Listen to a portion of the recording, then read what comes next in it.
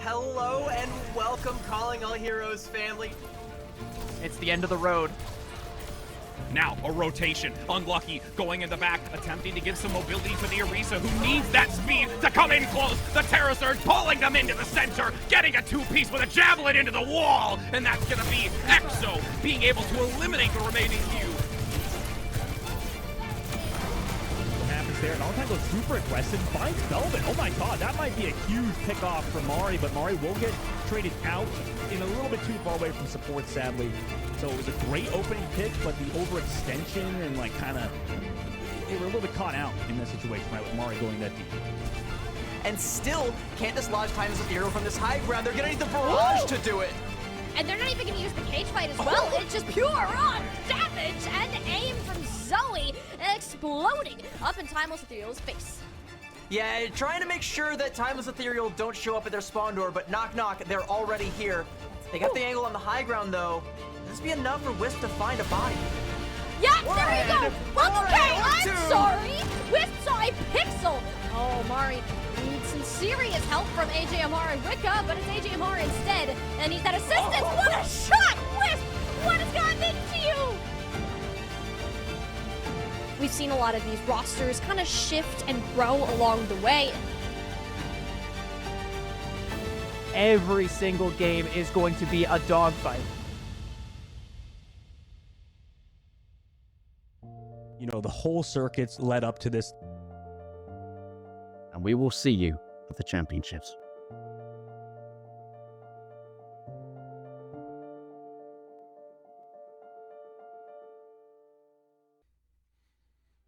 Hello and good evening, my friends, as we are here to continue on. What a glorious trailer to show what it's all come to. I am Rich Rad alongside Kenobi. My friend, we get to be here on day 2 of 4 extremely exciting days worth of this championship. I mean, like you heard in that video, that was great. I mean, I got chills watching that one, but I think everything is led up to this, and there's no one, Rich, I'd rather be with than casting with you right now. Our first cast of the year, getting to kind of venture into this Calling All Heroes circuit and getting here to be here for that championships. I'm just absolutely excited. And day 1 was already fantastic. Coming into day 2, I can't wait to see more fantastic overall. Yeah, there's such a thrill to be able to sit back and watch the competition, and even for that happening off screen on the broadcast, looking at the bracket, we'll talk about that as well, but we can really dive into the schedule of what we've got. And you could see yesterday that we had on day 1 those 3 amazing rounds going into today before entering into the 3rd and 4th day, which again, you get a little bit of extra Overwatch with that round on day 3. So for those looking for drops, they get to recoup some value there. Yeah, I mean, drops are always important when we're talking about kind of what we're doing here on this channel. And I think the other thing about what we've seen so far with this tournament is that this feels like a little bit of an aperitif like day 2, right? Day 1, we saw some of those upper round 1, upper round 1A, upper round 1B, but now we're getting into the really nitty gritty, the meat of that tournament. And there is that lower round 2 that we're going to be looking out for, but semis upper and semis upper A and B are going to be 2 matchups that I think going forward are going to be really good litmus tests for what we see in terms of the favorites and those who are maybe climbing their way to try and beat those at the top. Well, and just also the dynamic that we got to see a lot of yesterday, which is also hero selection.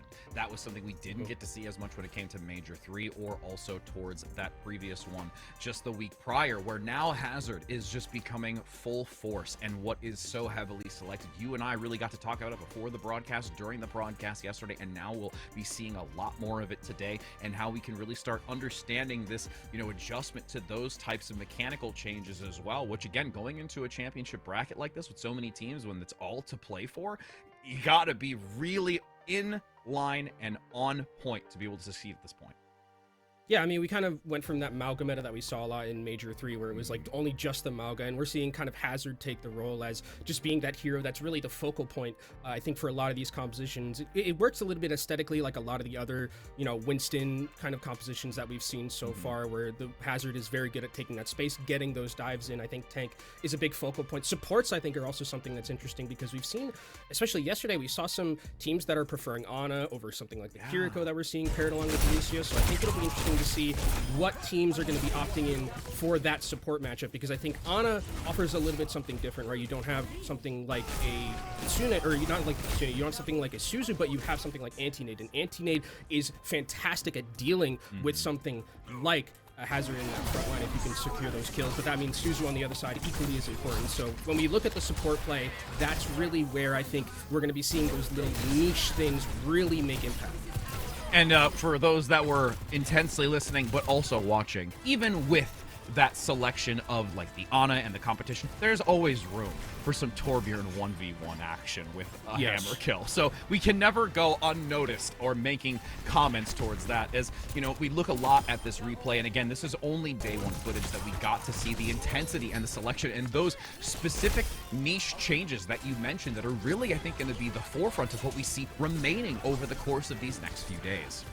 Yeah, I think the other thing when we talk, we talk about the supports, the tank obviously very important when we see how strong Hazard has become and how important Hazard has become. I think the Genji as well as the Sojourn are also two very impactful ones. The Genji more so. I think Genji operates a little bit how an off tank used to in Overwatch 1, where you had that ability to take space, a lot of mobility on that Genji. Survivability is another thing Genji offers, so you can have the Genji kind of be on that side or just spam from the front. Like, there are two different ways to play in terms of where you want to be operating that Genji. So we'll see again as the meta evolves and how these teams evolve, knowing each other a little bit more, knowing the meta a little bit more, where we're going to be seeing the chess pieces be placed on the board. And the evolution has to come swiftly as every team continues to fight against, what they've had in these previous weeks, making sure that they adapt quickly enough, because they're fighting for some serious prize money here. I mean, it is just a plentiful amount that you can see first place having $10,000, then dropping down per to fifth place, even down into that 6th, 7th, and 8th, where you're still getting that 500 per team. So there's everything to play for here. Yeah, nice little chunk of change, and as we're starting off, on that lower side, you only have that one left, so it's really going to be do or die for a lot of these teams, especially as we continue to move forward in this bracket, and we'll see really which team is going to be elevating themselves to getting that $10,000 prize pool. Well, and then again, we're talking specifically about players and what they get when they're, performing at such a high caliber, but can't forget about the viewers. But we could talk a little bit about that before we go into the awards that they actually get even further outside of that prize money. I would love to have something like this to show. These are so sick. These are so amazing. And again, just being able to receive these championship trophies really, I think, brings so much to it, as this is presented by Blacklight. Again, they have been a tremendous sponsor to bring something like this to these individuals. And as I was mentioning just before going into this, we also do have the championship awards as well, that they do receive 5 of these Blacklight Kraken Pro gaming chairs, which again, just the unlimited gaming experience on ergonomic chairs, one chair at a time. Like, everybody that sits in one of these, I continue to just look at this from a distance and say, man, I really, really think I need to get one of these. Yeah, I remember when I was first started casting, I was using a chair from my kitchen, and I would have loved one of these at that point. So, I definitely think that this is a fantastic, again, more to play for both of these teams in terms of, getting that trophy. That was so awesome. And this chair presented by Blacklight. I mean, it's just even more incentives to perform well. And again, you talking about how you had like a kitchen chair. For me, it was the old school like fold out one, where like it like fold open and like you sit on. Oh. Yeah. You had like a metal fold out it's chair a long that they have time at ago. concerts. Yeah, then what I'd do is I'd take one of my pillows and like I'd sit on it, because it was always really hard and uncomfortable when it was one of the metal ones. Yeah, that's how bad it was. So yeah, for all of those that get to be sitting in those chairs and being able to play at such a competitive level, but also for those that are, able to be part of the giveaway as well. There's so much aspect of it. But as we've talked a lot about sitting your butts down, you're going to want to sit all your butts down, because this is the bracket that we have to show you, and start leaning into what teams we're going to be see continue to progress over the course of this 4 days. And this bracket is a lot to take in. So, Kenobi, we can really dive into some of the most significant things that we've at least noticed both on broadcast yesterday and outside of it. I think one of the coolest things about what I'm seeing with this bracket so far is when you look at that quarterfinal, to me, no 3-0s. I love that we're having a lot of these teams that feel so competitive. Nightmare got a map taken off them. EXO got a map taken off them. There are a lot of, that 5-map banger between Valentine and Shikigami. There are a lot of really, really good teams that are fighting at such a, I think, equilibrium level right now. And I think that really is going to be something great to look forward to as we go through the rest of this tournament, that there is a lot of parity still available, even though we are in just day 2. Well, even one of the ones specifically that we look at too, I mean, I know we're going to the lower bracket, but where it was Yasp able to upset Queen Gambit, and then now we take a look down below, we get to see Queen Gambit's moving into this to compete against Puppy Girl, going to try and move their way through to maybe have this redemption round. But again, we're going to be able to see one of these games out the gate here in that 3rd round bracket duo between Fable and Hypnos Isolus.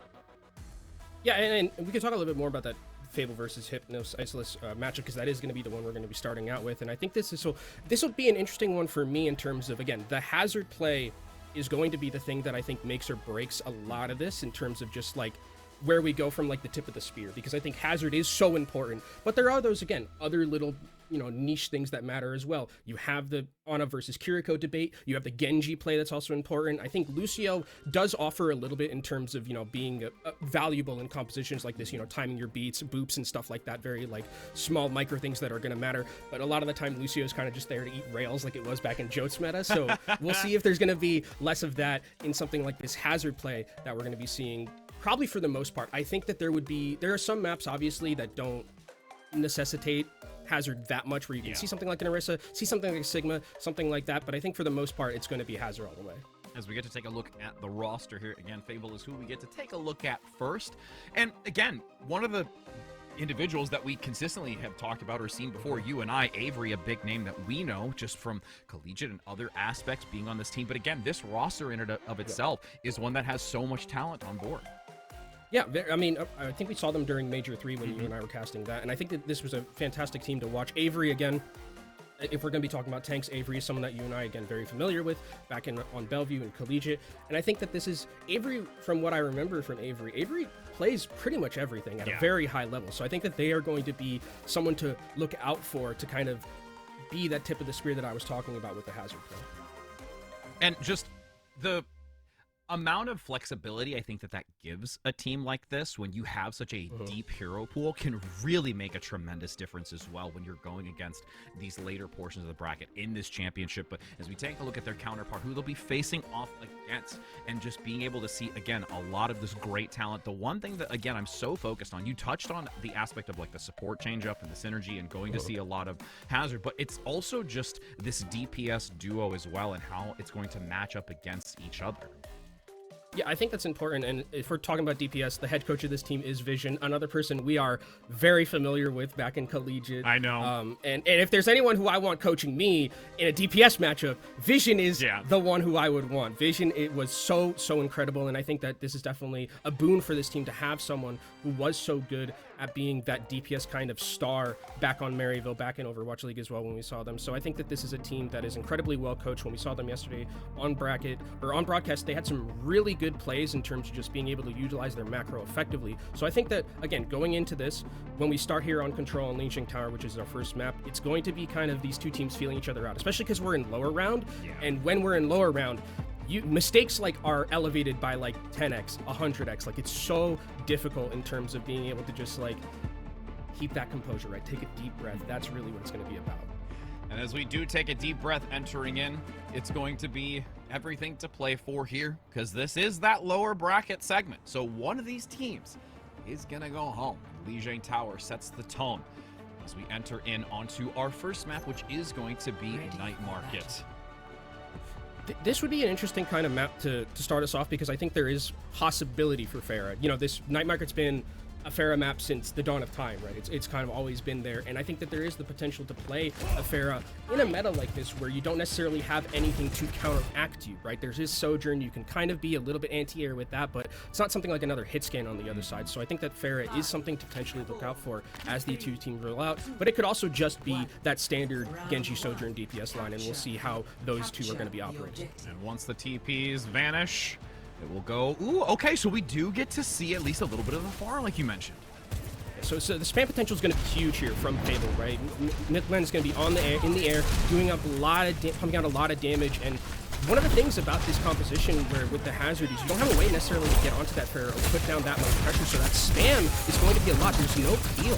Great reposition though. Avery finds that isolated position onto what, getting that early takedown, and now with the Lucio falling in suit, it's going to be an easy take transition back to the point. And you saw just the pressure the Pharah was outputting. No kills, but it was just direct after direct after direct after direct straight onto Dear Girl, forced the hazard out of the fight, and then Avery takes all of that space away from the entirety of Hypnos. That's a great first engagement, and Fable playing around this Pharah extremely well. We'll see if Hypnos is going to try and find a way to get around this Pharah, because right now the spam and just the positioning that is being taken away is so well done. Alpha being topped up for the moment. What getting quickly delve onto. Nice synergy between both Fiery and Avery to collapse this rotation to pincer what is an easy pickup here. Yeah, what thought that was a 1v1? No. There was a Lucio surprise just in the backline, helping out in that Sojourn battle, ends up winning it for them. And now Fable gonna continue to hold positioning right here, seeing if they can find some takes on the way out. And I think, Hypnos had the right idea going through that flank. You don't want to be going out into the open against something like a Pharah, but again, Fable, with the positioning that they have, just playing so well around the fact that they know they have this advantage with the spam of the Pharah. Kitsune Rush is what I'm quickly focusing on. We're into this. Z Panther, though, able to get it up just in time to have it to match if necessary. Big pickup early, though. Again, just constantly getting these early eliminations onto Hypnos before they can ever take any sort of engagement. Yeah, these are all neutral fight wins, and it's just, again, by the virtue of the pressure that this Pharah is exuding, and there's, again, not really a way for Hypnos to deal with it. You see what is at 55% to ult charge. That means what hasn't really been in a position to put any pressure down, and this positioning from Fable, I'm really enjoying. 5-pack of ultimates for them in this next fight, and they're going to start aggressively with the Kitsune Barrage. Big man so low up top, able to get healed and brought back into the fight, but still in a dangerous position. Now, drawing back, Fable giving some space, has the ultimates to necessarily pivot onto this, and actually able to do so. A sweeping strike comes in with the rocket barrage from an off angle, and that's going to be a lot of ultimates committed, but we're in the home stretch. They have no other need to worry. No one's touching from Hypnos, and that's an easy round one here for Fable.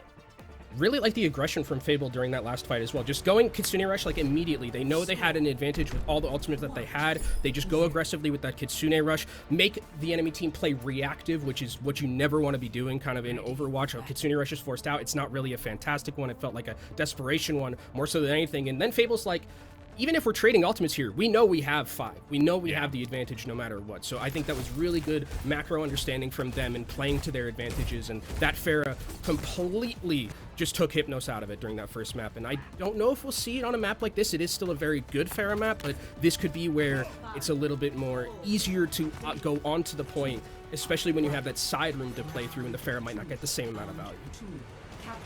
Waiting patiently to see what that decision is, and they're going to look to keep it. I mean, it's not really a surprise if they've got the early advantage broke, and it don't works. fix it. Yeah, absolutely. Hey, broke, don't fix it, and we'll see. I mean, already a pick onto what? So, I mean, Mythman is just saying, you know what? This Pharah is working out very well. Let's keep it rolling, and that means there's nothing to do with the Pharah, especially with the Sojourn gone. Now it's no DPS, and that's going to be a wipe. Hypnos are going to be going down. Rockets just come raining in from the distance and hits pay dirt. That's such an easy take now for Fable, and can just really look for the angle that Hypnos is going to want to enter in on. And now it's kind of, for Hypnos, I'm trying to think like, okay, how are we going to deal with this Pharah? Because it can't just be left in the sky like this. And they're going to actually opt into the Tracers, so taking away the Genji and offering a little bit more of that frontline potential flanking as well, where you can go put some pressure on that backline maybe, instead of just like trying to beat your head against the wall of the Pharah with the Genji. You can see that McMahon being very aware of this. Almost gets a second redirect onto that, just consistently harassing that Tracer play within the Pagoda. Now you see this also on the outskirts. Avery just completely taking out this Lucio play again. It's so consistent the way that Fable's been playing.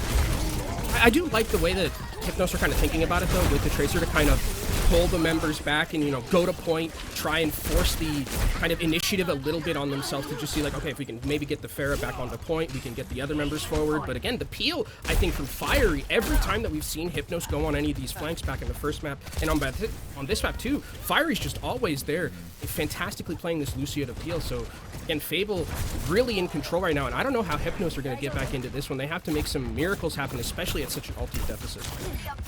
Let's see now. This rotation towards White Room. A lot of damage though with this consistent applied pressure from Reva. No full execution just yet. Health value's low, but that Kitsune Rush is going to give so much agency to Fable here. Rockets come in from the side, getting 2 once again. That off angle completely bamboozling Hypnos to be unable to do anything about it.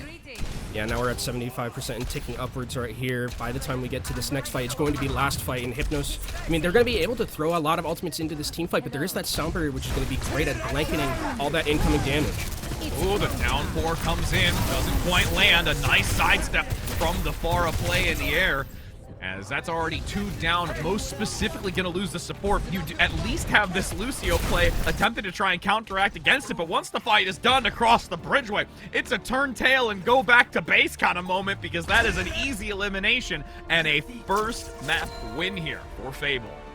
Very convincing first map win for Fable as well, and it felt like it was the Pharah all the time throughout a lot of that. The Pharah just gets so much value. I mean, from literally the get-go, Rich, we saw McMahon roll out on Pharah, hit 2 directs onto the Hazard, and then I don't think Hypnos had a foothold in the game for the rest of it, like for the rest of that map entirety. So I think that they just really understood the value that the Pharah brought. And again, with a Genji and a Sojourn, you don't have a lot to deal with the Pharah in the sky like that. There's no natural counter, and there wasn't any swaps to deal with it. So if you're Fable, you're just like, layup, thank you very much. We'll take that one, alley-oop, slam dunk that one in, and then we're just going to take a map 1 very easy. And now going into the next map selection, and with how well the Pharah was played, again, it's one of those things where you take a little bit of a risk if there's no way to really handle it.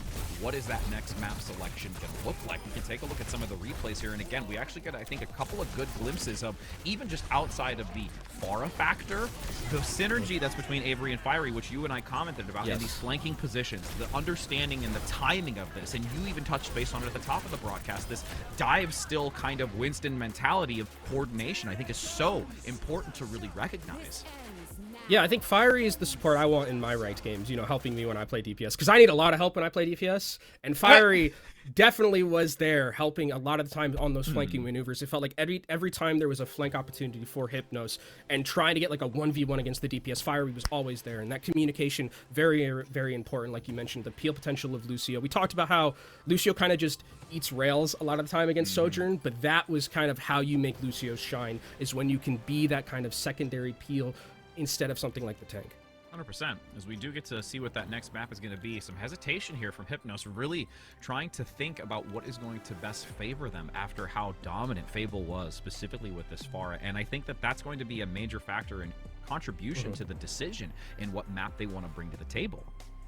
Yeah, a non-fair map. Yeah. I mean, like, you know, anything in terms of like non-fair. I think also Lijiang Tower is like a very, very, you know, Pharah-based map. You can play it on pretty much any one of those maps. Even on Control Center, you can still maneuver Pharah pretty well. So that's one that I think if you're Hypnos, you're thinking about, it's like, okay, we got Pharah, let's, you know, map 1, put it in the back of our minds, let's go to map 2 and see if we can get something different where it's a little bit more open, potentially where we can maybe play a little bit of that hit scan, or just negate the Pharah entirely, go to a much more enclosed map where the Pharah might not get that much value. Yeah, and trying to remove the skybox that can be so viable. But the other part of this too is when we do think about, you know, trying to reduce the skybox, even if we look at the way and methodology that the Pharah was being played on Lijiang, like, yes, there's a lot of high ground that you could take, but even just understanding these parallels of, you know, can I take a side angle or this side doorway, as we're going to be now confirming Route 66, which again has a very high skybox when it comes to the first and second. Things get a little bit more encapsulated towards that third segment, but still seeing with that long range hit scan is going to be extremely helpful.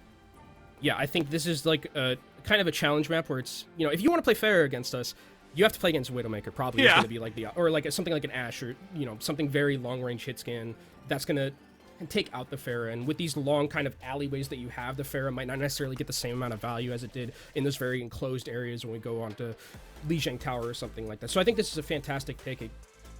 I think you can play Pharah here. Not saying you can't. It especially with how good McMahon was playing, but I think it does negate the possibility of it a little bit more, and we could go back to standard meta that we're seeing right now, which is that Genji Sojourn, which might be where we see a little bit more even footing, because when the Pharah was out, it was not close, and the more we move away from that, probably the better it's going to be for Hypnos. Yeah, when you really start making that skill gap, at least from what we've seen from the composition, kind of narrow a little bit, and going onto this map, which again, it's been so much more heavily seen on Route 66. I can't remember the last time you and I, probably over the course of these series of broadcasts, that we've seen it most, and to have it. I don't think we saw it all of last year. That's what I mean. Like, that's what I'm saying. Is like, now we actually get to see it come back into such consistent play that it really just kind of gives a new life to it, and we really get to start diving into the nitty-gritty of it and almost learn it all over again with the adjustment to heroes and just overall, like, patch note changes.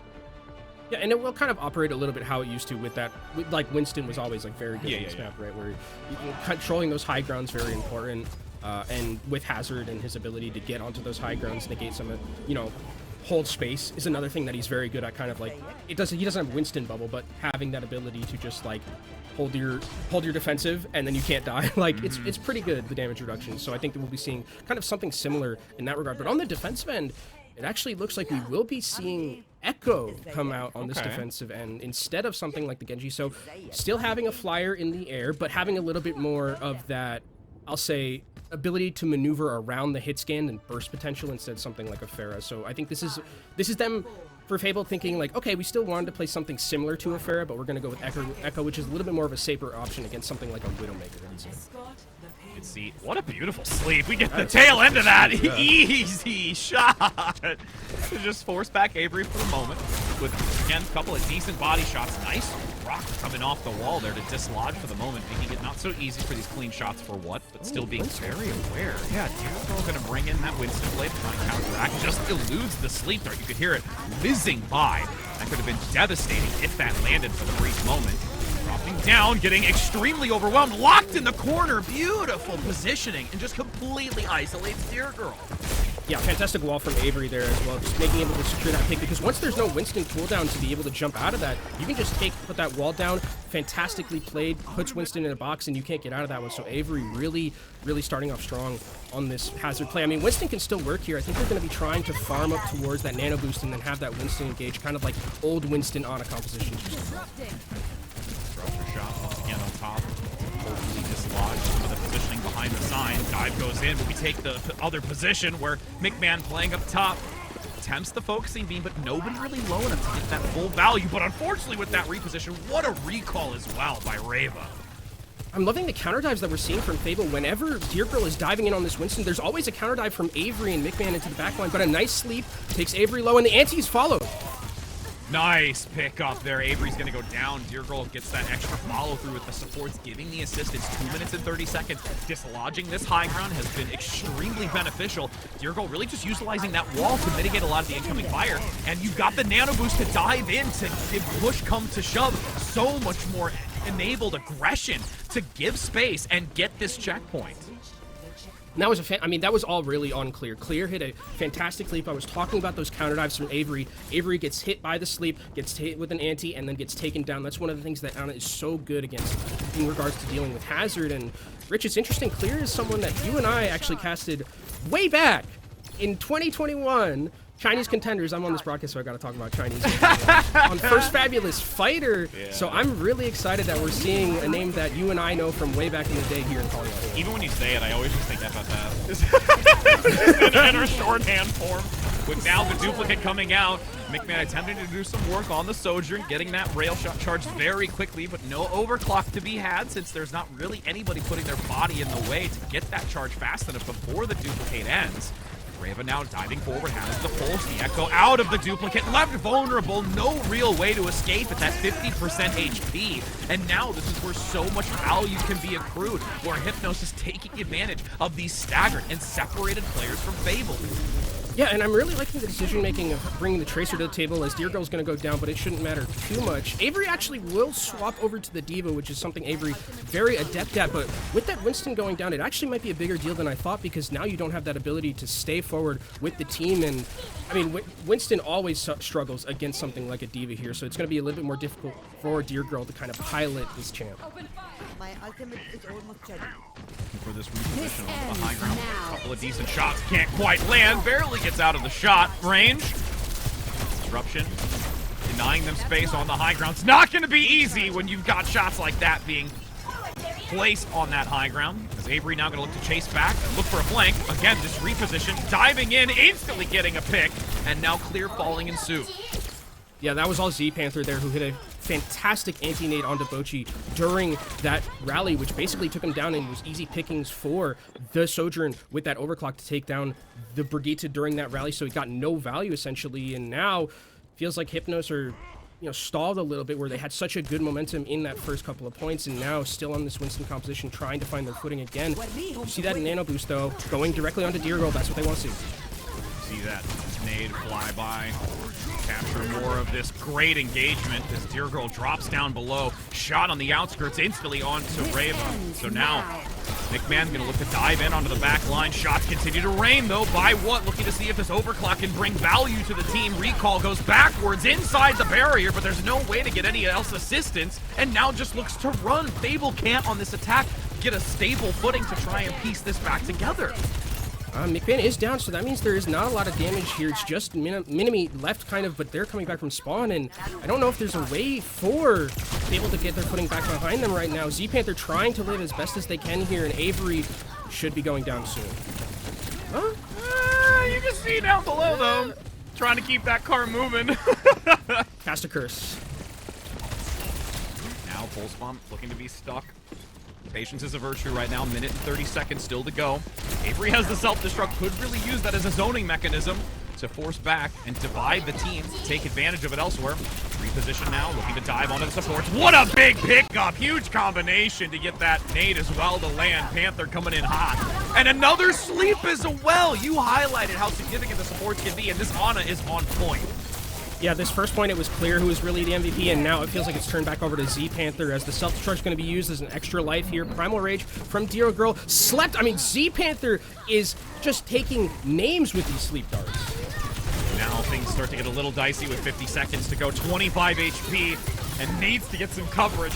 Dropping down below. Rally gives some protection here for Fable to hopefully continue.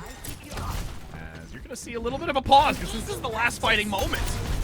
Last fight, and oh, another sleep. I mean, that's on the other side from Clear, though. Fiery gonna be able to survive just a little bit longer as Fable, they really have some, they have all the ultimate economy advantage right now. They have an overclock, they have a nano boost as well if they want to give that to the overclock just to win the fight outright, or they can give it to the D.Va and just make it difficult for the supports to live here. Clear needs to find a way towards this nano boost. Another huge sleep and nade again! Oh, and the dive that comes in, they quickly just push in with the overclock, getting an easy 2. There's the third. Everything just crumbling here for Hypnos. That was so devastating, and everything hinges on the play that comes in from Z-Panther down that caveway, and it just, any hope of getting back to that payload just instantaneously liquefies.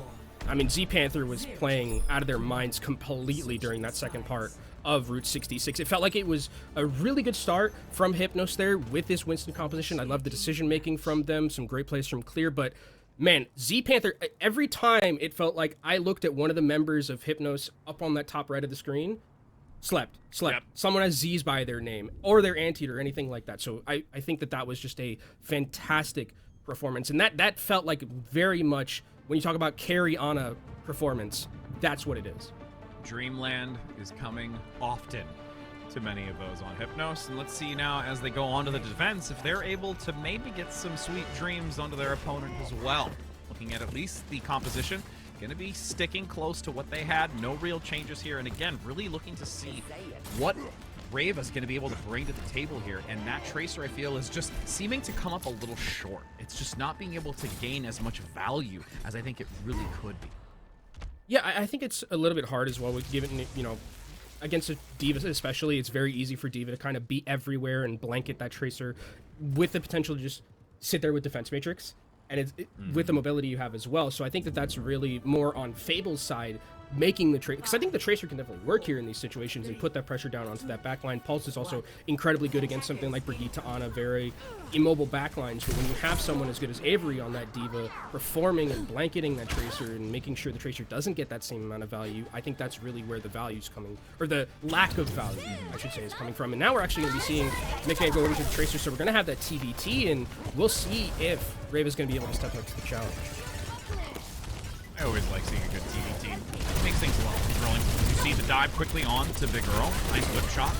The drop down below is able to still stick close to the payload, so there's still progression to be had. Though, needing to be cautious of the incoming damage onto both McMahon and that Sojourn play was Clear, continuing to give a lot of healing into Dear Girl as this corner is going to get really dicey really fast as that quick engagement onto Clear becomes so dangerous.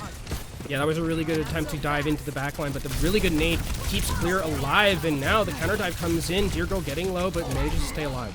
And again, just Deer Girl very much understanding this ebb and flow of entering in onto it. Payload, though, down below, still about to turn this corner, getting closer. Nice whip shot to get rid of Reva, so that's going to give so much more opportunity here for Fable to really pick apart this high ground defensive position. One player after another, and again, yeah, really throwing that into the mix here from Clear to hopefully deny that is going to be significant. Boost power to the Winston, trying to take down one of the members in the backline. Fiery does go down, so that's a healer lost. And Z Panther as well. Great patience, but actually traded back for 2 somehow, some way. Yeah, Clear eliminated, so this is, well, there's the second. I was going to say 1 healer remains, but Avery's not going to let that be long for this world as a Primal Rage is looking to do some value to buy some time on the payload, but it won't be able to completely rectify the damages that have been done, as this will be a pulse bomb stick from McMahon to guarantee the scientist is sent back to spawn. Well, I thought that fight was completely over after those first 2 kills from Hypnos, but somehow, someway, Fable, I think it was another sleep from Z Panther that I saw, turns that fight completely on its head, and somehow, someway, it's going to be Hypnos who lose that fight, and now 4.5 minutes in the time bank for Fable to move through second, which they look so crisp and clean on in that previous round that we saw. And with this ultimate advantage, I mean, they still have a nano boost to work with. They have a self-destruct, so Avery has a second life, and Reva on the flank trying to find something with the pulse, but scouted out. Yep, McMahon right there, looking to push it. Reva's like, I can't be sneaky, no stealth. Agility for me. Recall, though, forced out. Reva gonna attempt to play closely to this payload for the moment, but the nano comes out instantly while the overclock is unleashed. There is so much damage to be had here, but everyone looks to hide. No one wants to walk out into this firing range. Now, high ground still maintained, and Z Panther gets rid of what? I mean, it was decent for Reva to kind of stall as much as they could there in that scenario, and we'll see Avery try and push the pace a little bit here, see if they can pick up some stragglers. Oh, she does go down, so that's the Brigitte gone. Can they find Clear off the back of it too? But it's traded for Fiery. Avery now looking to rotate back with the group. Sticking close. They've done a great job keeping distance. In fact, you have now this high ground denied once again. Big shot and assist. Avery just going to completely shut down what? Where there's no real hit scan that can do any damage onto Fable. It's just these consistent staggered picks that's really making it challenging for Hypnos. Tracer does manage to find Z Panther, but Fiery is now back into this fight. Rally is going to be available soon, so that means there's so much sustainability. Hypnos have nothing to work with, and Deer Girl just going to desperately go over to that Hammond just to try and touch.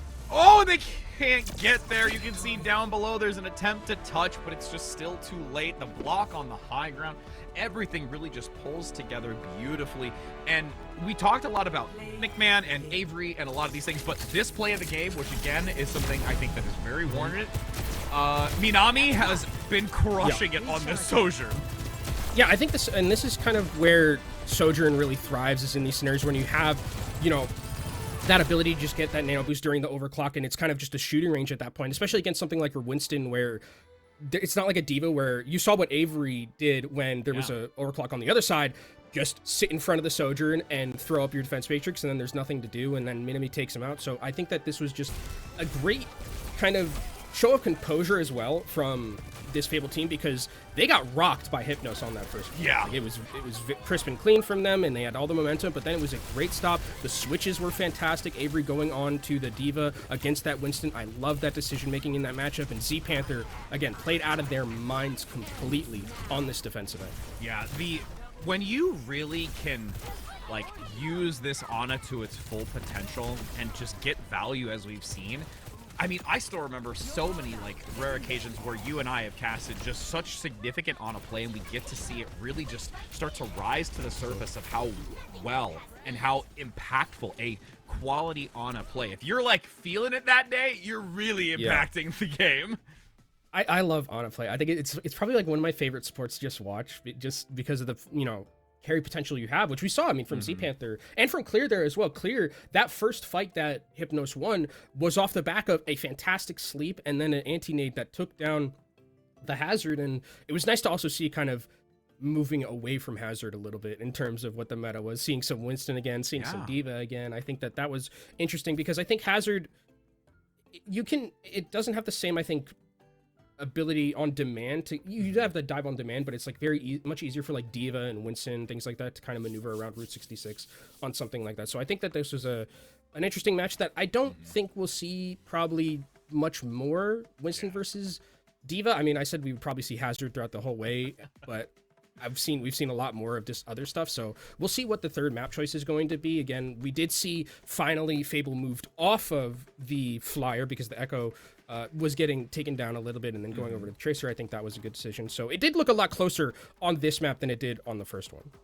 Ooh, and we're gonna go to Sarabasa. All right, so selection made, and I realistically think that this is a good option. Granted, we've seen Pharah on Sarabasa. It has brought value, and wouldn't be surprised if that's something that's brought to the table, or even the Echo to try and change it up a little bit, because there's a lot of these, interesting corridors. There's, channels at which that you can kind of take away from certain points or take those off angles to catch your opponent off guard, which is something that we got to see a lot of when it came to Lijiang Tower from Fable. So that's one of the things I think that's going to be important to pay attention to as we go into it, to see if maybe, they revert back a little bit to what was working for them so well. Or revert back to Hazard, I think, is another potential option as well when we see just the state of the meta that we're in. I don't think this would be like a D.Va or Winston map.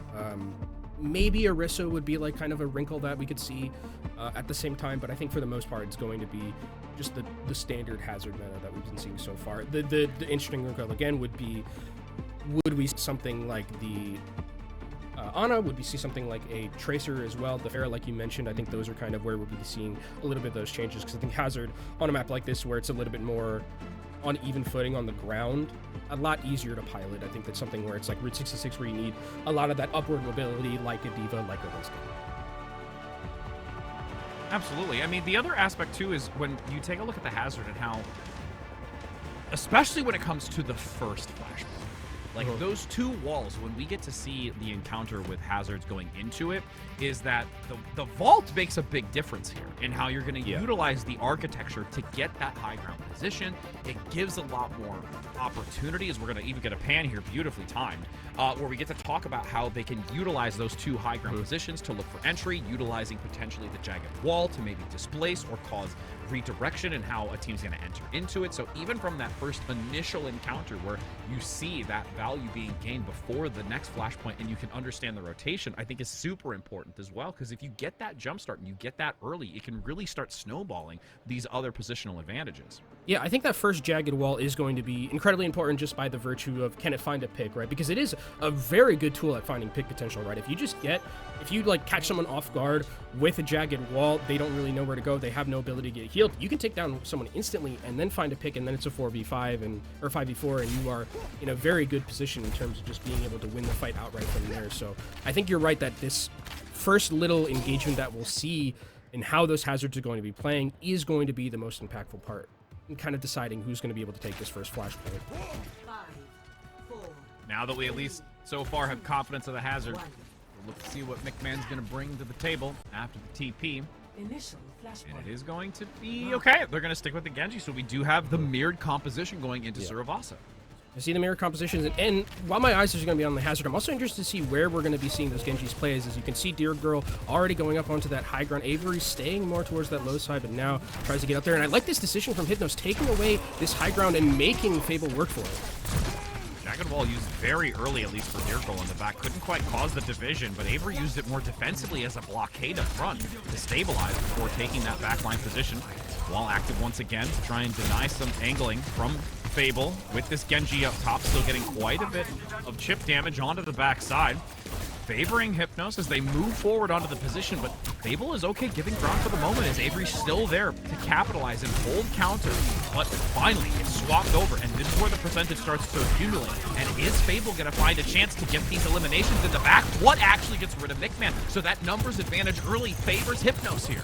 Yeah, and that means Reva can play a little bit more aggressively on this Genji and pump out some damage without the threat of the enemy Genji taking him down. Avery will go down, and that should be a fight win for Hypnos, and they already had control of the points, so that means they're just accruing the percentage, and these straggler kills are going to be so valuable in terms of just getting that advantage, as Hypnos, I think, played that really patiently, really well. I think that was, when we see kind of these types of metas, a lot of it does come down to that positioning gained by the team to allow the Sojourns to get value with that rail shot, and we saw it was who came out in the advantage there. And because of how fast the percentage accrues and the time with those staggers that's taking, this is really like the last fight territory for Fable. They have Z Panther, at least with this Kitsune Rush available.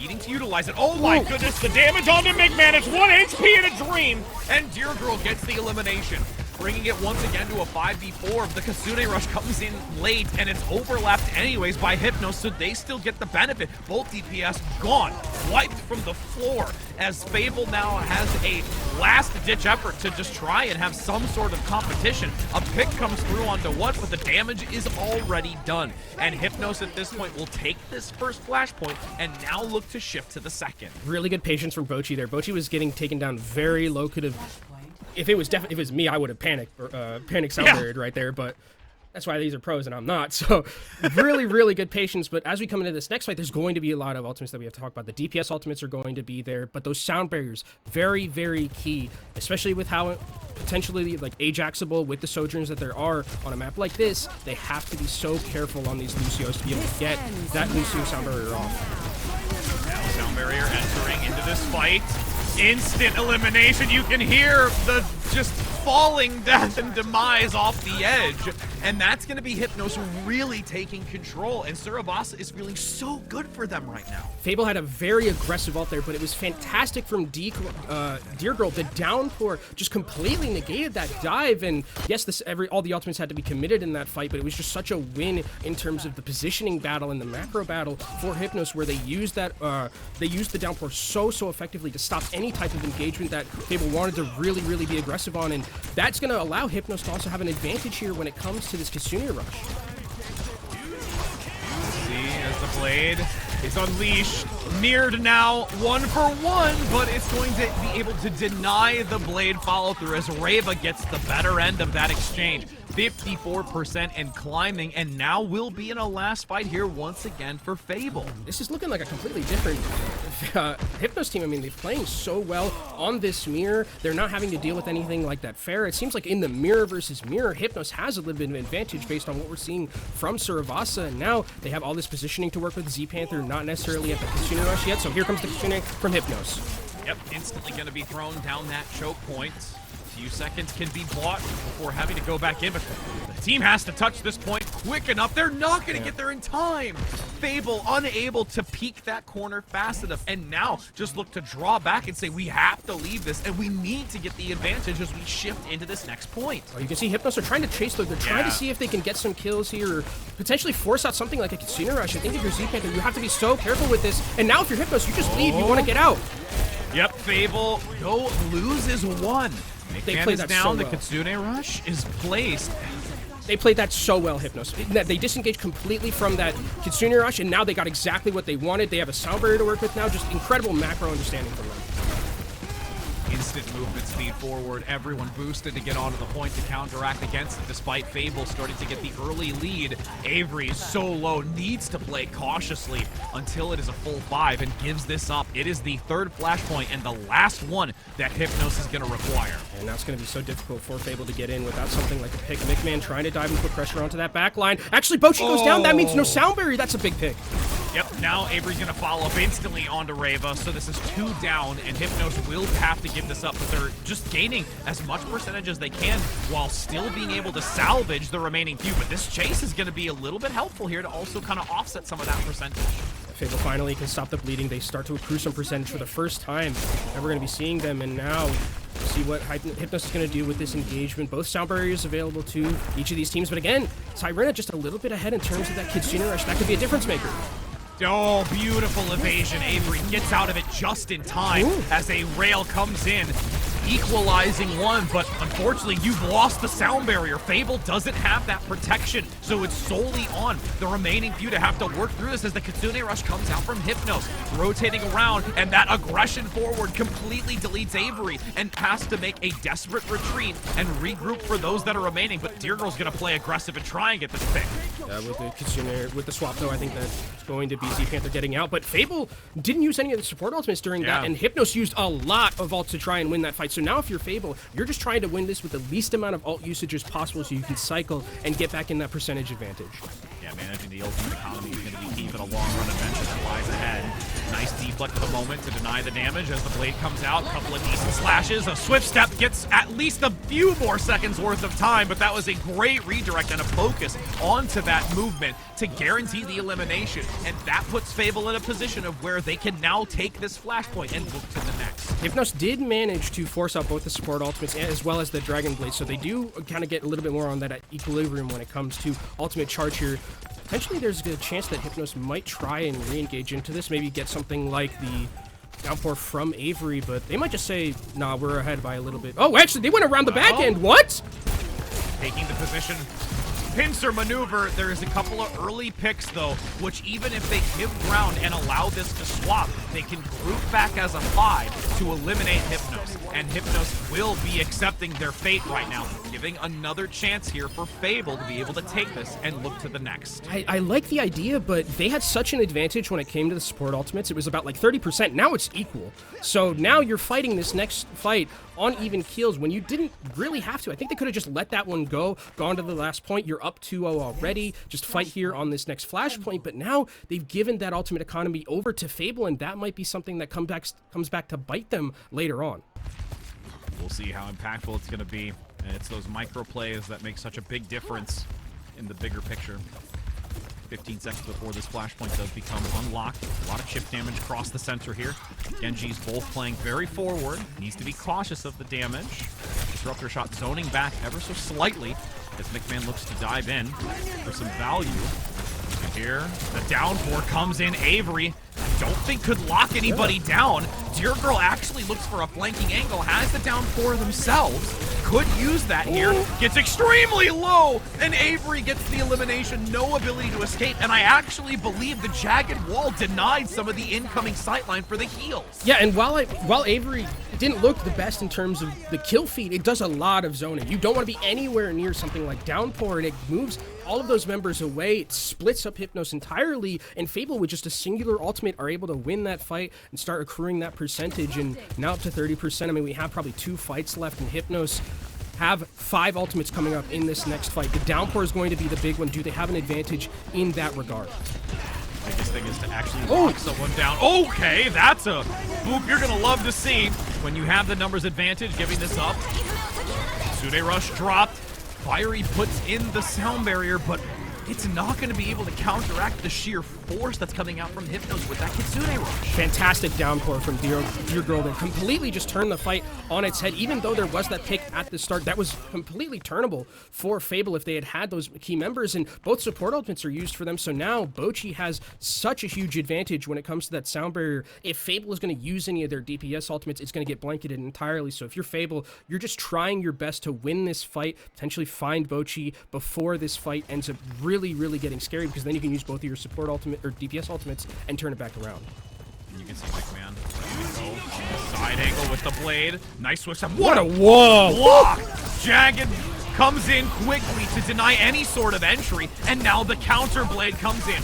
Reva has coverage from the sound barrier and actually still does enough damage onto the front line that Avery gets chased down and completely removed. There's one last opportunity, and Fable's got to regroup fast. Hypnos are trying to find these staggered kills, but not going to be able to do so. Sound barrier was forced, though, so it is going to be a battle of overclocks that we see here between both of these teams. Avery so close towards that downpour. Again, the zoning potential of an ultimate like that, but Reva on the flank trying to find the straggler.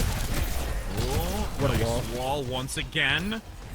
Denying sightlines in the overclock, attempting to find an off angle, but can't do so. The overtime has been procced. Avery, half health already, goes into the dive, but nice swift step to get in. Oh, what a downpour. downpour. A huge pick comes in. The downpour guarantees at least one is isolated, but the rest now have to come back in. Avery is lost, and because there's no tank, that means that it's just the DPS and supports from Fable attempting to turn this back around, and there's no way to do so. Deergle on the hazard continues to be that dominant force in the front line and allows for this Hypnos team to still stay alive. I mean, the DPS were dead, but Kiriko pretty good at dealing out that damage, as we saw from Siren at the very end there, and that was a great change of pace that we saw from this Hypnos team. I mean, based on those first 2 maps, I was thinking, okay, this is like a 3-0. Based, you know, these 2 maps weren't really that close. This looked like a completely different team when it's the mirror. I'd say that when it's the mirror, Hypnos has the advantage, especially with how we saw those first two maps go when it was more of like the Pharah, those extra little wrinkles that were kind of brought in, the D.Va, the Winston. But when it's mirror, mono, it looks fantastic for this Hypnos team. It's like a completely different team. Yeah, Dear Girl, she really does face off against Avery well in a number of these. And some of those jagged walls, see, like right there even, just accidentally. Yeah, 4. Yeah, like unbelievable. Just huge plays. The positioning was so great, denying a lot of accessibility for Fable. It really can just change so much of the equation. But the other thing I loved about what we saw from Hypnos there was their understanding of the macro, right? Because we saw there was that one moment where it was like they capped second point. First off, they capped second point with a fantastic, I'm going to use the meme, zoning Kitsune Rush, which is what it was. Yeah. They just zoned them off the point for the last 10%. And then they see that there's this, they see that Fable are kind of running away, and they're just like, let's chase. They force out Sound Barrier, disengage from the Sound Barrier fantastically, and then they know they have such a fantastic advantage to go back in, try and get that third point. The macro kind of stalled a little bit when they tried to do that, cheeky little play to Batcap, but for the most part, I mean, when it was just the macro understanding coming from this Hypnos team in the mirror, it just looked like it was completely night and day from what we saw in those first two maps. And we'll be heading to a short break to give them a moment to evaluate their strengths and what they've been able to do to keep themselves going, but we'll be back in just a moment, friends, to see if they can continue to do that.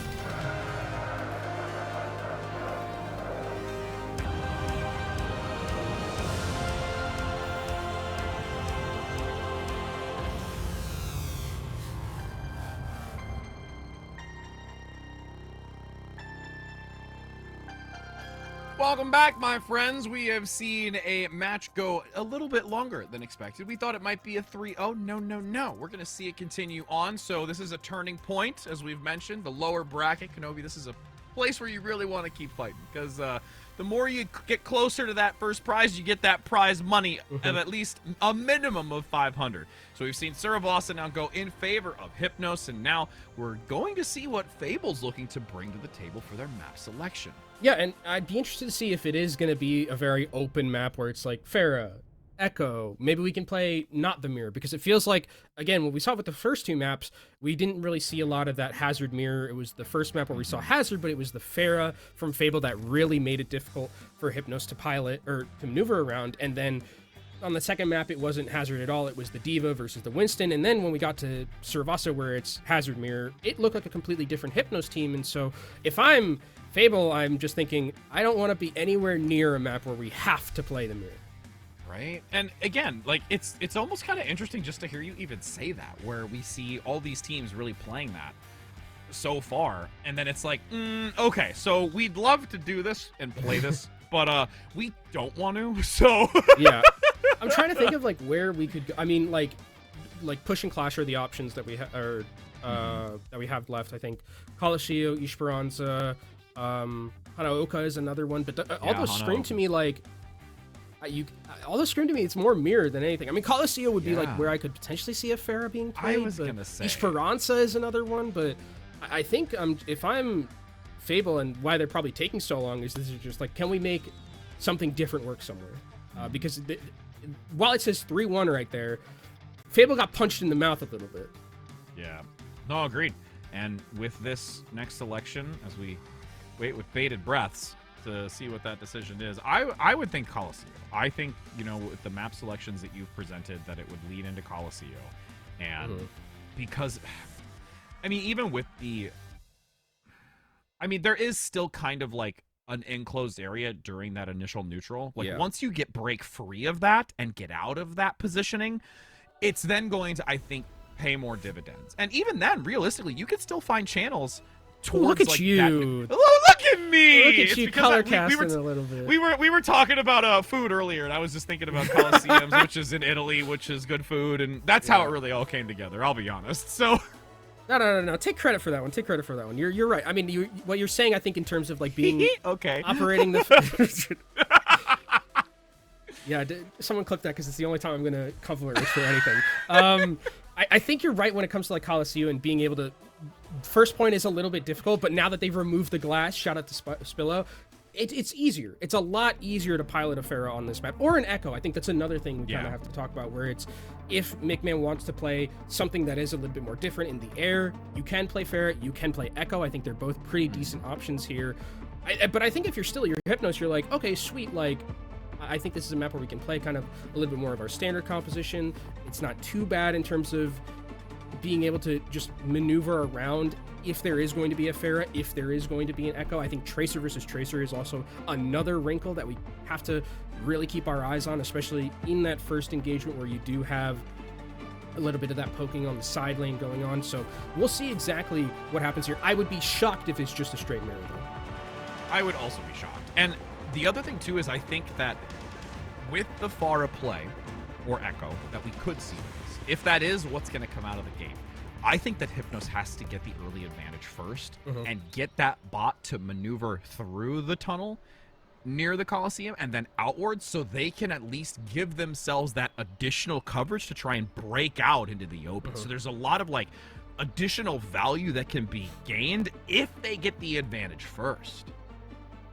And I think that's a good point as well, because I think if you win that first fight, it's like, it's on Colosseo in particular, it's so hard to go back through the rest of the map because of the fact that you just have to like kind of grind your way through that middle ground. Even though, again, it is a little bit easier with the glass removed, it's still like a truck to get through a lot of the parts of this map, especially if you are, like, if you're a Pharah team and you're out in the open a little bit more, or you're not out in the open as much. But it looks like we are going to be seeing that same type of composition in terms of the mirror. So I'm a little bit shocked that we're going back into this, and this is kind of Fable saying, like, okay, forget that last map that we saw, Sarabossa. We have faith in ourselves. We're going to be playing this composition, and we'll see if they can make it work on a map like this where they picked it, so they probably are a little bit more comfortable. We can even see Minami already trying to take this off angle with Avery instead of versing where what is positioned within the tunnel. So it's interesting to see the methodology behind how Fable want to take this engagement, looking for this, you know, side poke potential through the archway instead of taking it down the long choke position. Yeah, I mean, you can see that they're really trying to get Minami to position to get that rail shot, but actually a very aggressive dive. Fiery is taken out. That means there's no speed and a little bit of healing that's lost. So now Hypnos has the advantage with the maneuverability. Avery getting taken down so low, and these health bars from Fable need to be topped up. And this is that early advantage you really want to see from Hypnos. They can get this distance, they can push it through. Granted, they're taking a little bit of a step away from the bot for the barricade to move until they at least retreat back to get that movement. But again, getting out of this now, and again, seeing how they can get visibility on the Fable is key. Avery with the wall, taking down a little bit low health. But there's what they need. Minami takes down Bochi. Lucio's eats rail shots, and that's exactly what happens here. Hypnos need to leave very quickly. They don't want to lose any more members, but Fable is going to try and take out as many as they can on the way out. Well, there were a lot of resources used on that escape, so that gives so much more agency for Fable to not only surpass this checkpoint, but continue to push through to get outside of this channel. See how Hypnos wants to re-engage here. There comes the dive in. Kitsune Rush already for Z-Panther.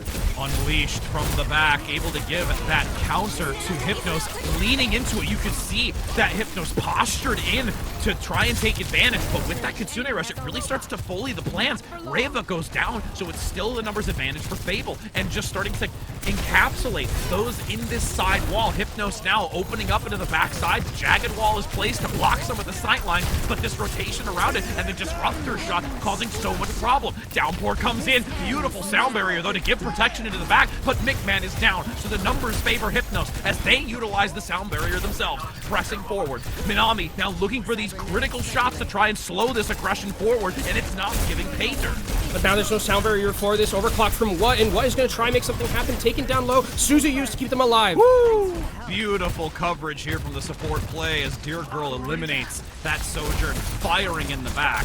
Up top, Avery looking to hold. Jagged Wall bringing some denial to that sightline from a side, and Avery has to give space here, and Hypnos takes the advantage. And we'll see Reva a little bit ahead in terms of that Dragon Blade. Mickman doesn't necessarily have theirs just yet, so this could be an aggressive push from Hypnos if they want to take this positioning. That forced out a quick dash coming in. Mickman had to escape. Reva now down below. Maybe gonna get a cheeky blade underneath here. Oh, they scouted. Being patient. Okay.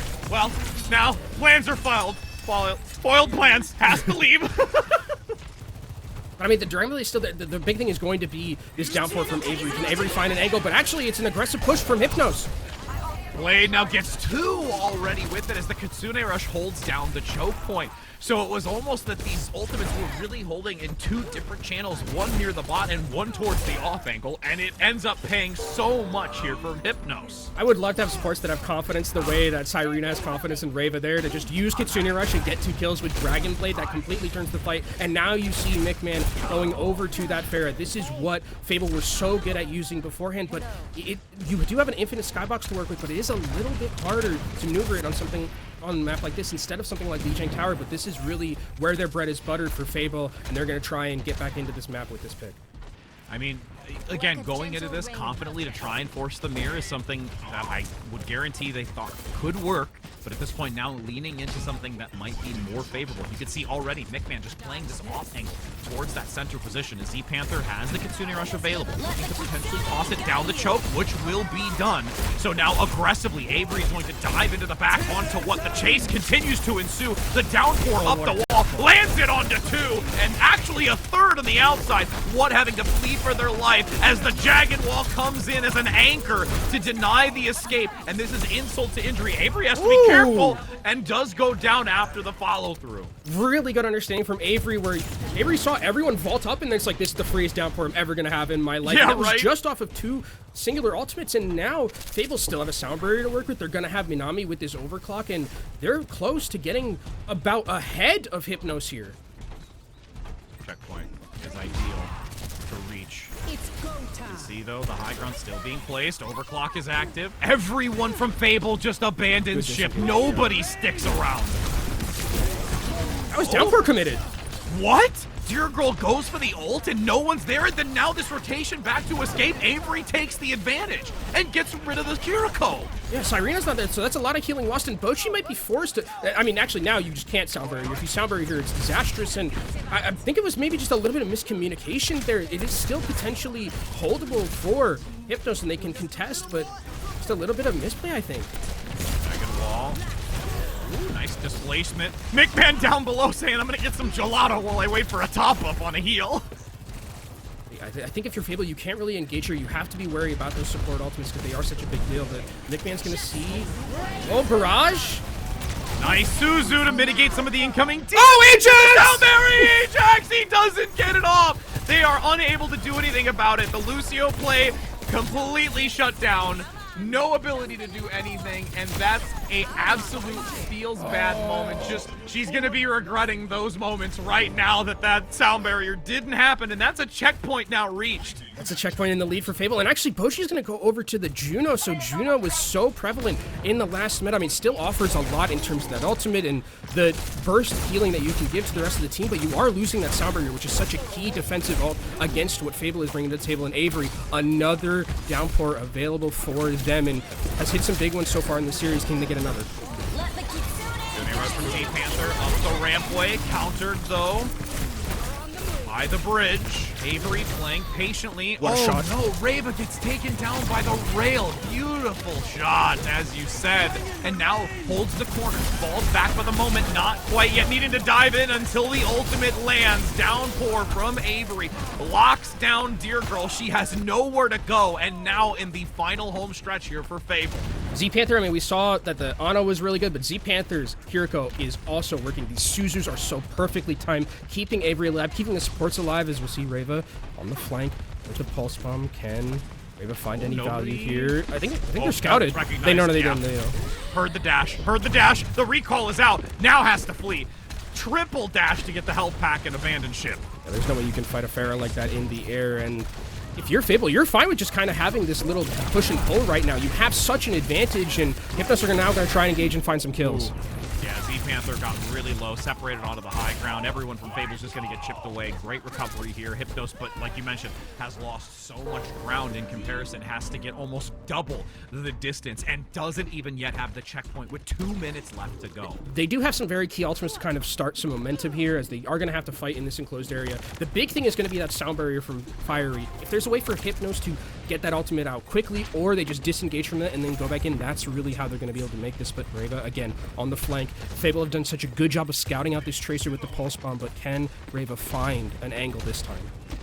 Reva's been sought out just because of audio cues. They keep looking, you can see. But if they can, yeah, you can see that camera swivel from Nick. Shots fired down the choke, still keeping a watchful eye on the flank to communicate that with the rest of the team as things get dangerous. Now, you've got the ultimate. Orbital Ray active, torpedoes up top, health values are low, but everyone from Fable is able to give ground here because they still have the advantage. Dropping overclock now, the dive comes in.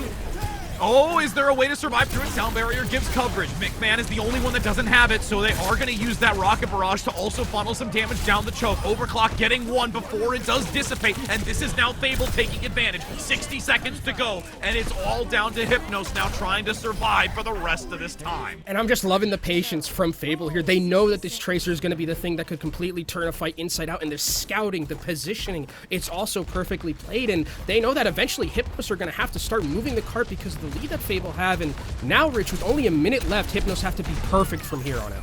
And Rave, oh no, and Rave is going to swap to the bar to try and go toe-to-toe, but McMahon gets the early advantage onto what?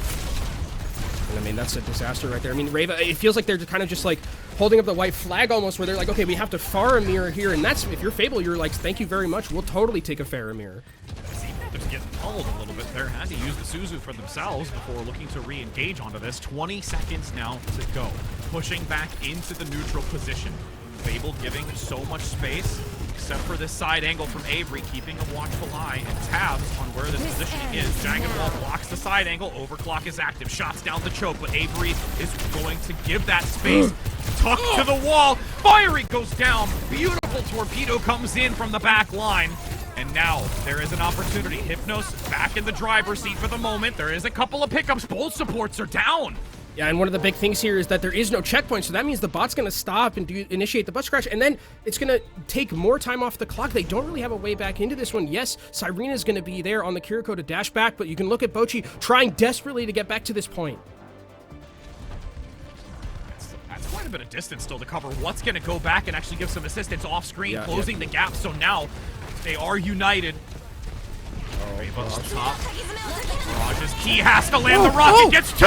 Gets three! Three direct rockets onto this with the rockets raining overhead. There is a counter though. Big pickup by the shots from the hit scan. Fable with the Kitsune Rush. Z-Panther gives the extra damage, but Fable not out of this just yet. Hypnos does have Deer Girl. They need to keep this into the overtime. Fiery escaping for their life, and Z-Panther up on the bridge to give the assistance. What a play from Reva there with that, just three tapping the Pharah out of the air. McMahon though back, Barrage at the ready. Deer Girl in this enclosed area on this lane is going to have such a good opportunity, but Cyrina's down! Shot! Oh no, the Disruptor shot starts to cause some chip damage, and then everyone collapses in. McMahon with that beautiful rocket barrage in conjunction to the overclock will annihilate Hypnos on their final attempt.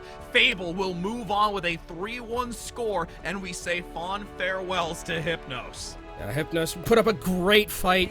Just unfortunately, the Pharah from McMahon too much for this team to deal with, and I think this was just a very interesting series from the perspective of Fable, because these first two maps were so incredibly played, and even the back end of this one, that third map was such a weird anomaly when they just had to kind of play the mirror. You even saw it in this map as well, where when it was the mirror matchup with the Genji instead of something like the Pharah, it felt like they were on the back foot a little bit, but this Pharah play needs to be figured out by some of these other teams, because if not, I'd be scared to face up against this Fable in the lower bracket. Absolutely scary. Like, first of all, and we talked about it too, like historically, where when you think about this Pharah, do you take the Pharah play, do you focus on the ground game and attempt to try and gain the advantage there before moving in? So there's all these different methodologies behind how to handle it, but it's who's going to be the one to actually be able to find the real answer in this equation. And I think it's so weird because it feels like hit scan's not very fantastic right now either. Like, at least compared to where we were. I mean, even in the Magma meta, it wasn't like fantastic.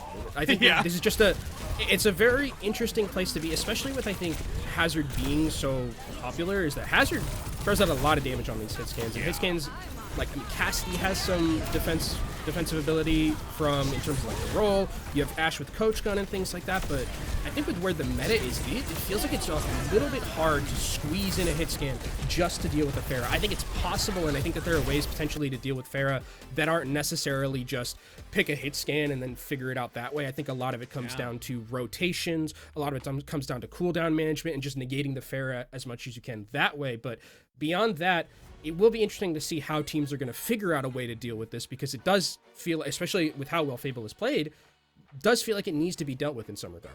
Yeah, absolutely, and going to allow Fable to continue moving through this lower bracket to see if there is an attempt to fight off against those in that upper bracket. So realistically, I'm glad we get to see Pharah. It's a little bit outside of what we've been seeing a lot of. So we're going to head to a short break, though, before diving into some more conversation and potentially going to be having an interview, but we'll be heading for sure into another match, which, again, in that upper bracket, so don't go anywhere, friends, because either way, we're going to have a good time.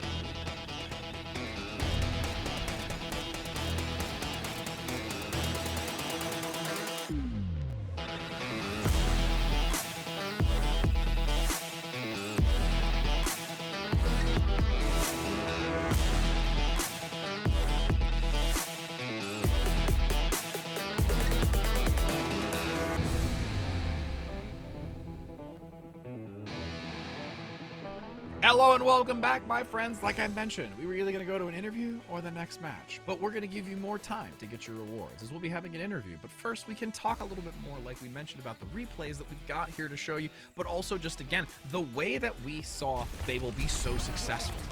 Yeah, I mean, it's. I think it's only right that it starts off with a Pharah replay, and it'll probably end on a Pharah replay as well. But yeah, I think the story was a lot of this kind of Pharah composition that we saw, and how it differed from the mirror play that we saw coming in from Hypnos, who seemed like they were very good on that, but whenever it was something changed over and a new little wrinkle when in terms of compositions, whether it's tanks or anything like that, it felt like that's really where Fable shone. Well, and even like we're going to be talking about the interview, like the success that's working here. It's just also the amount of value that's being brought in from this support line to give like enabling an agency to the DPS and Avery really as a unit to gain and take so much space and gain so much value. Yeah, and I think it was just a wholehearted team effort, right? While we do talk a lot about the Pharah and how much value that got, it felt like just overall, the team is incredibly well-known. They know how to play around this little wrinkle that they have in terms of bringing out the Pharah, in terms of bringing out some of these other different compositions. Oh, I'm just looking at this last moment where you hit the rocket barrage. I was looking for that 3-tap, but I know that that's the other side of it. But again, we have the opportunity now to speak with our lovely, lovely interview, and it's going to be from Fable. We've got Minami. How are you doing, my friend? Hello, can you guys hear me? Yeah, we can hear you. I'm doing pretty good. I'm happy about the win. Yeah, absolutely. I mean, we were just seeing some great replays and, you know, some excellent performance from you and everyone else on the team. So, I mean, realistically, we're super excited to see you continue to move through this lower bracket. And how are you, like, feeling about the way that the team was playing going into the matches for tonight? I think I felt that we played pretty good. The first two maps were pretty dominant from us. I feel like we had a little bit of a struggle on the third map, on Surabasa. But I think the first very, very strong for us, and it plays really well towards our team play. So I think that once we swap to the Pharah, I think the game was pretty much won. Okay, so walk me through a little bit about, because those first two maps were so dominant. It felt like there was really not anything you guys could do wrong in that or y'all could do wrong in that regard. And then now you come over to the third map, and the third map looks completely different, and it feels like y'all are on the opposite side of being walled a little bit. So was there anyone, or is there anyone in that team who really keeps all of you, you know, even keeled after a bad map like that, and can kind of recombobulate into just like being comfortable? I'd say everybody has a pretty good mental, but obviously I think our coach and especially Avery are the anchor of the team. I think obviously I'm pretty new to the team, but I think like Avery is a very, very big part of the team mental, and like they're pretty much like the team leader, I would say. So they're the one that keeps us like, you know, pretty stable, I guess. No, that's great to hear, and I mean, just getting that insight too. I mean, even from us talking about Avery from the collegiate aspect of it, I could see, you know, that carrying over into this. So, tell us a little bit about, because it's the DPS side of things, where you had this adjustment with the composition to where it's from the Pharah, then trying to, you know, work when it came to Route 66 back away from the Pharah. You really started to step up when it came to the Sojourn and really getting a lot of those shots like alongside it. What's the communication like between you and you know, and your partner DPS that allows the synergy between the two and making kind of that judgment call? Well, I think it's pretty much just like we both know our roles in this comp. I feel like Hitscan has to take like a little bit of a step back in this meta, especially because Hazard is just so dominant. I feel like it's not like old metas before, where Soj was like pretty much like the superstar and like you will always get the highlight plays and stuff like that. I think Soj has taken more of a supportive role this meta, while you let like your other flex CPS and your Hazard shine. So I think us knowing like how to play to those strengths is like what, you know, what makes like our team play pretty good. I think everybody like knows their roles, and I feel like Migman is very like vocal on what they want to do, and we just follow like what they say now. So I have a question kind of still about the DPS aspect. What's it like playing with Z Panther and Fiery? Because it feels like you're almost unkillable a lot of the time, and the supports are really good at saving you. There were a lot of times where Fire just comes out of nowhere and just hits someone with a boop and you survive. Does it like feel just almost like you're a god essentially, where I have so much trust in my supports to be able to help me, and I can play a little bit more aggressively, you know, on that knife's edge because I trust them so much? Yeah, I pretty much agree. I think Fiery and Sea Panther are a very, very solid backline. I not only like are they good at like supporting, but you can trust on them to clutch whenever like you're like 1 down or 2 down. They're very, very like capable mechanically. And obviously like I've developed like pretty good synergy with Fiery, so I just trust that she's like with me whenever I want to go to like the kind of angle or something like that. You know? So yeah, I would say that I feel pretty invincible with Dynamis my bad lane. Yeah, It looked like absolutely. it. I mean, It looked like it a lot of the it time. shows. It very much shows, and we're hoping to continue see this type of dominance. And again, even both myself and Kenobi really recognizing that this Pharah is like a unique aspect that we're seeing that is becoming very successful, and looking to see that continue to carry on. But also just the methodology behind when you don't have the Pharah, how you and your DPS along with the rest of the synergy of your team continue to work. So we really appreciate the time to chit chat with you and be able Thank you to very get much. a little bit more of that insight on the back end of it. And we're really looking forward to see the team continue to perform moving forward. So thank you so very much. Thank you so much. Have a good day. Absolutely. Thank you. Oh, goodness. Kenobi. So, again, it kind of ties back a little bit with the conversation you mentioned about the role that the DPS as the hit scan is playing. And it was great to kind of get that insight, you know, even further, just validate the actual cogwheel within the entire mechanism and what it plays to. It was very interesting to hear that Sojourn's played as a support. Like, I didn't think she'd say that, but it kind of makes sense with how Sojourn operates a little bit. It's not the same pop-up. There are those pop-up moments still. You can still clutch and things like that, but with Hazard and how, I don't want to say oppressive, but how strong Hazard seems to be, I think that that's really going to be like the flex DPS shining, as Minimi said, and the Sojourn taking more of a little bit of a backseat role. Yeah, taking a little bit of a backseat indeed, talking about the strengths of the Hazard, but you know what we should really talk about? Strengths of Calling All Hero merch. I guarantee you that if you were to get the Calling All Heroes merch right here, you'd feel a lot stronger. I really networked into that one, didn't I? You really segued really good into that one. I'm so glad you picked up what I was putting down. But yes, if you'd like, make sure to get your phone out.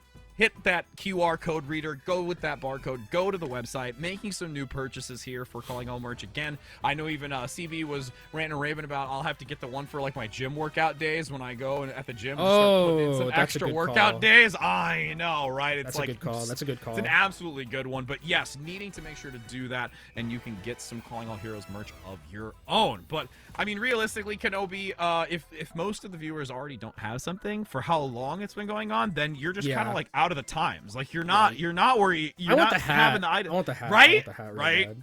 See, here's my thing: is I never know whether or not I feel cooler if I have the hat on normally or like that's a hat that I backwards, can where that's a it's hat like- that I can see myself walking around New England with like an iced latte or an iced Dunkin' coffee in the middle of December with. Like that's the vibes I'm feeling from that one. So I make sure to scan that QR code. It's not there anymore, but like clips exist and the VOD exists. So make sure that you're getting your call merch because it's a great initiative and we want to support it as much as we can. Absolutely. And for us so far, we've got this first match completed, as now we're going to be heading into our next, but we're going to be taking a short break before doing so don't go anywhere, and we'll see you on the other side.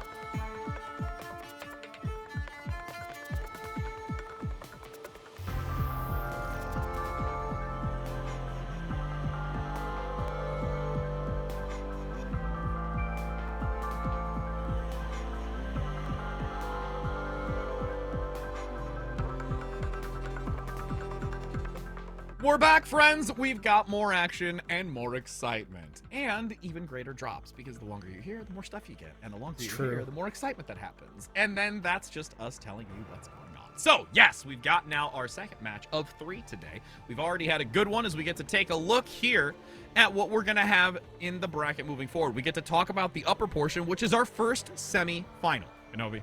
Yeah, and I'm really excited to see, again, we talked about it a little bit at the start of the broadcast, but if you weren't here, looking at all these quarterfinal matchups, I love how close they were. You know, there are teams that have lost. There's no 3-0s, and that's awesome to me. You see in that lower side, we have Valentine and Shikigami 3-2. Queen's Gambit getting upset by Yes 3-2. And then on the top side, Nightmare losing a map. EXO as Thought losing a map. Like, this is, I'm really excited for the semifinals as we go here in the upper bracket. All these teams do have that ability to get that secondary life as we go into that lower side, but this is a matchup that we saw before back in Major 3, Rich, I believe it was, and while the meta was different, it was a pretty convincing 3-0 for Nightmare.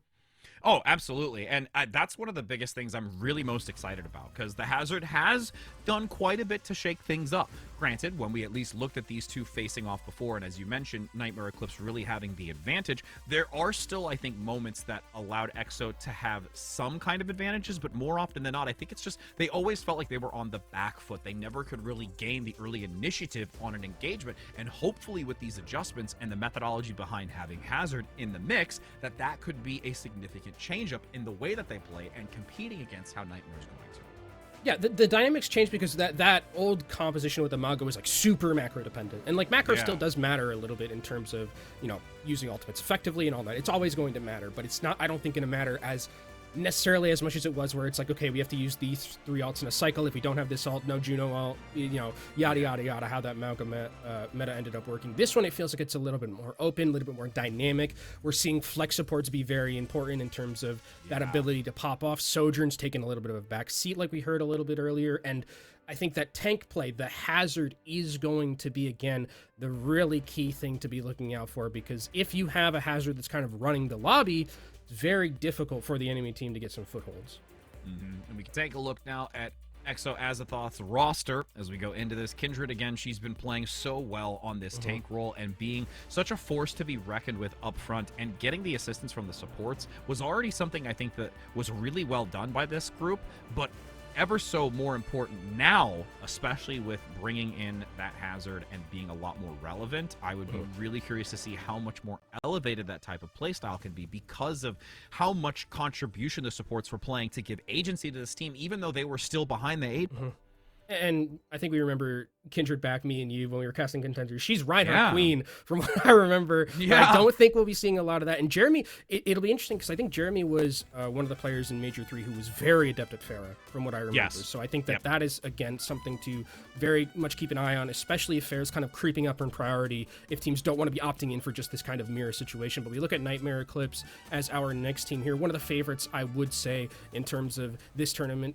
Players that we're all familiar with, Rich, in terms of looking at collegiate as well. Bun is someone who I am going to be looking out for incredibly in this meta, particularly because of the fact that Genji is so prominent. And she is a very, very good Genji. Like, even back in contenders, like, I think Bun was phenomenal. So I think that this team, from the DPS perspective, looks fantastic. Yeah, absolutely. And when it comes to specifically like that Genji synergy you were talking about, and the methodology behind how it synergizes with the Hazard, is, I think, even more emphasis in why we want to see that type of Genji play. Can I get a howl from you, Rich? Just like a... Howl! Thank you. Okay. You're welcome.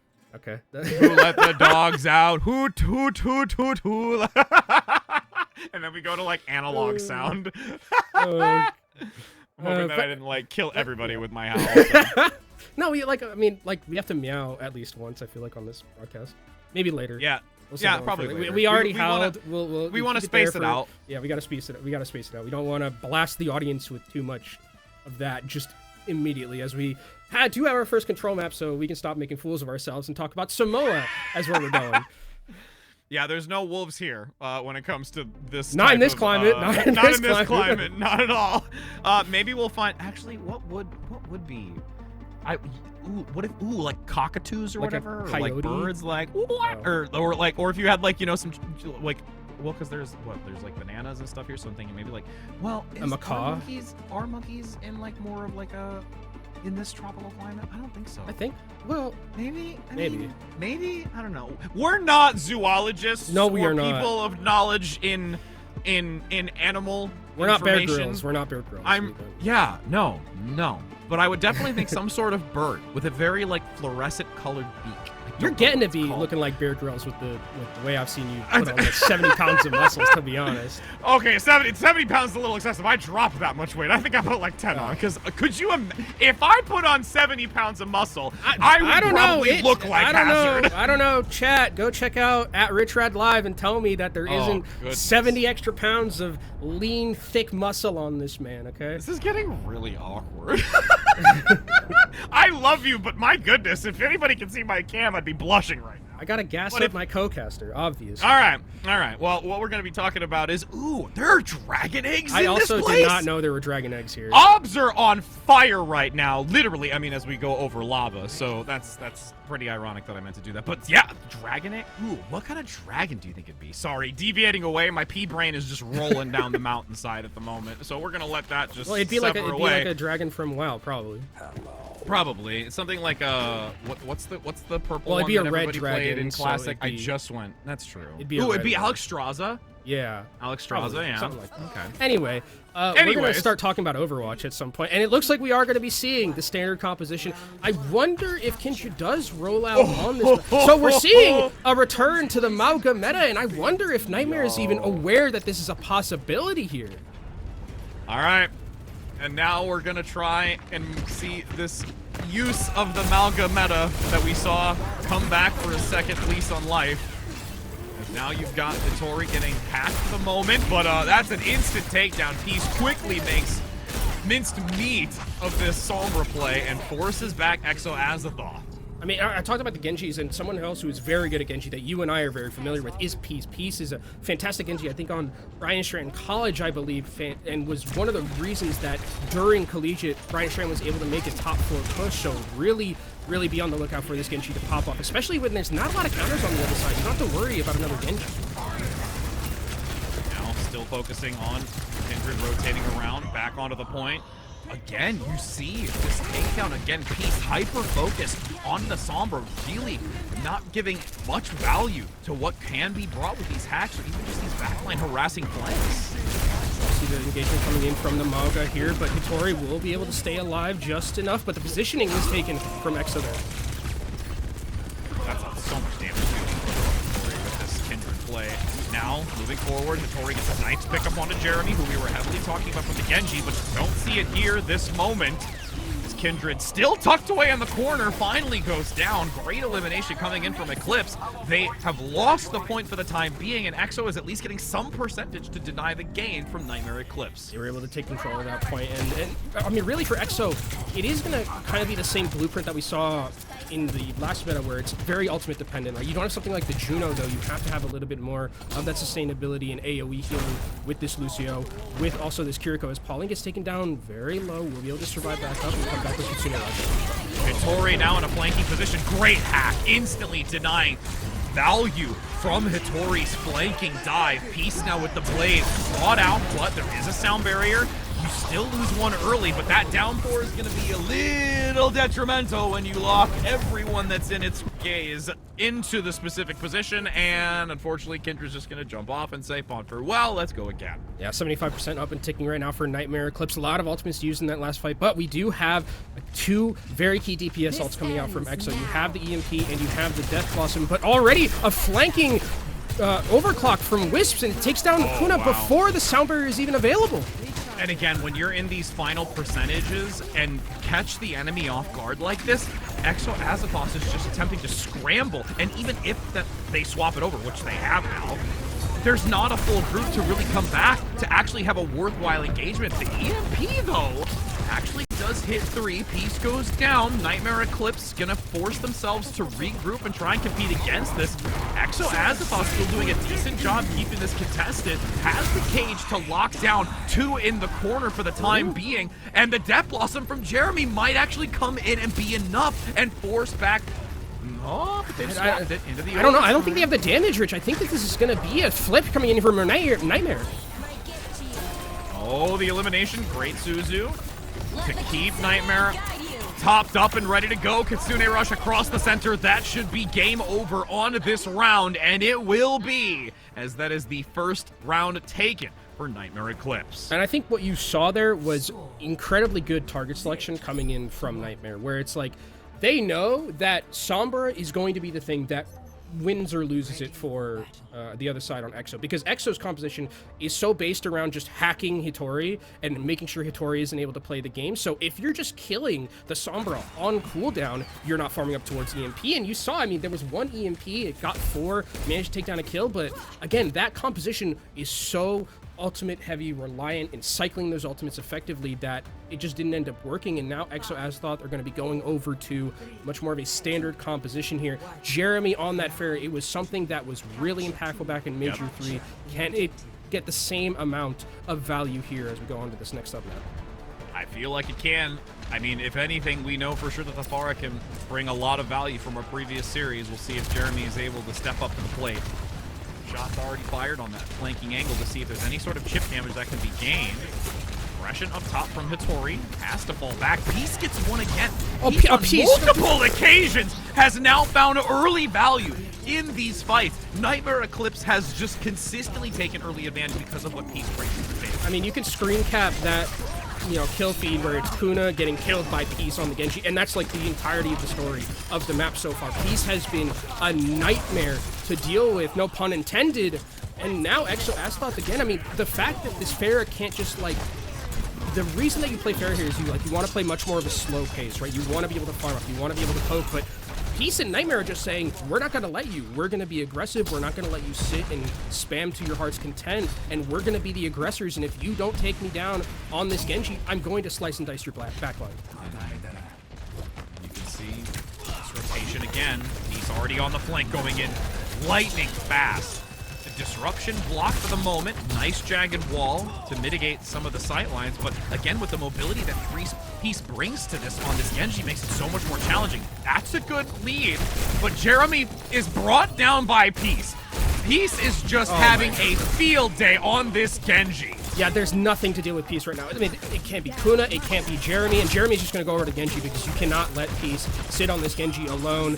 Kindra's going to end up going down and 60% up and ticking for Nightmare Eclipse here. Ultimate's up the wazoo for them. It's going to be so hard for EXO Azeroth to get in here with the pace that's being set. Kuna's going to go down and... Oh, this feels mean. Oh my, yep. We're touching spawn doors. We're touching spawn doors. Downpour into the spawn, and we're gonna lock you down inside as there is some chip damage coming out from the spawn position. 20% to go now. Last fight opportunity here for EXO Azeroth, and they really only have the support ultimates and gonna have Kuna if the damage can come through. And I bet Nightmare are gonna go aggressive here. They're gonna throw out the first Kitsune rush. They're gonna try and just force EXO to play completely reactive in this last one. Instantly over the point. Rotation, though, from Nightmare Eclipse. Gonna now enter in moments later with their own sound barrier to give some coverage onto Wisps, looking for the shots in the overclock. Peace now comes in with the blade again.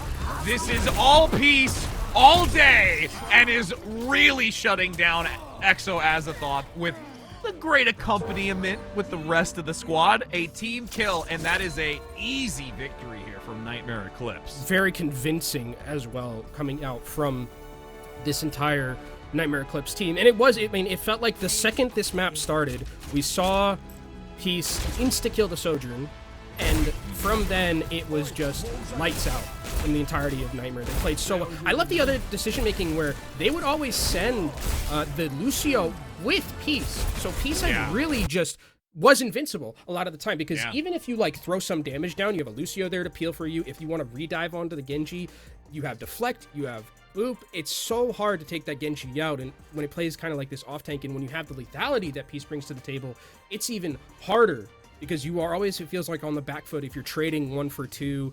Like, it just feels really bad in those scenarios, and there were a lot of times where Peace is just going in the back, getting 2 kills, and then the fight's over. Well, and this is kind of the thing that I mentioned before we really went into this series specifically, where last time that they were against one another, it was always feeling that so Azeroth was on the back foot, and it seems like these moments are kind of occurring again, where Nightmare Eclipse is always getting the early advantage. Peace is leading the way, getting these picks early, or finding an off angle that makes Exo Azeroth have to be so reactive in the moment that they're not being as proactive. And it's just one of those things that they're going to have to really look internally now, especially as we deviate away from control, what that answer is going to look like. Yeah, because it always feels the worst to be reactive, right? In Overwatch, whenever you're like the one who's going first, whenever you're the one who's initiating, it always feels the best. And Peace was doing a lot of that, right? Even when it was against that Maug composition where you could potentially get caught off guard and just get scared and spook like a deer in headlights, they just immediately they're like, okay, we're gonna kill Sombra every fight, and you don't get to play your game. And they played their game the entirety of the way through. And I think if you're Exo thought they're going to go to Esperance, I think you have to probably try and force them off of just a complete mirror type of matchup. I think, which would be hard, because I think if Peace could also play Pharah. Peace is very good at Pharah. So I think that this is about, in the future of the series, it's about mitigating Peace in some way or form, because it cannot continue to be like this throughout the entirety of the series. This is going to be a quick 3-0, and chat's going to be sad because they're not getting as many drops as they would have liked. I know, right? I mean, chat, come on, start chanting here. We need you to try and... I mean, I'm not trying to get biased or anything, but it's just like, yeah, like, but wish for the other team so you can get your goals. Yeah, because casters love nothing more than having a series on our hands. And if it's a 2-0 in like 5 minutes, that's going to be hard to do.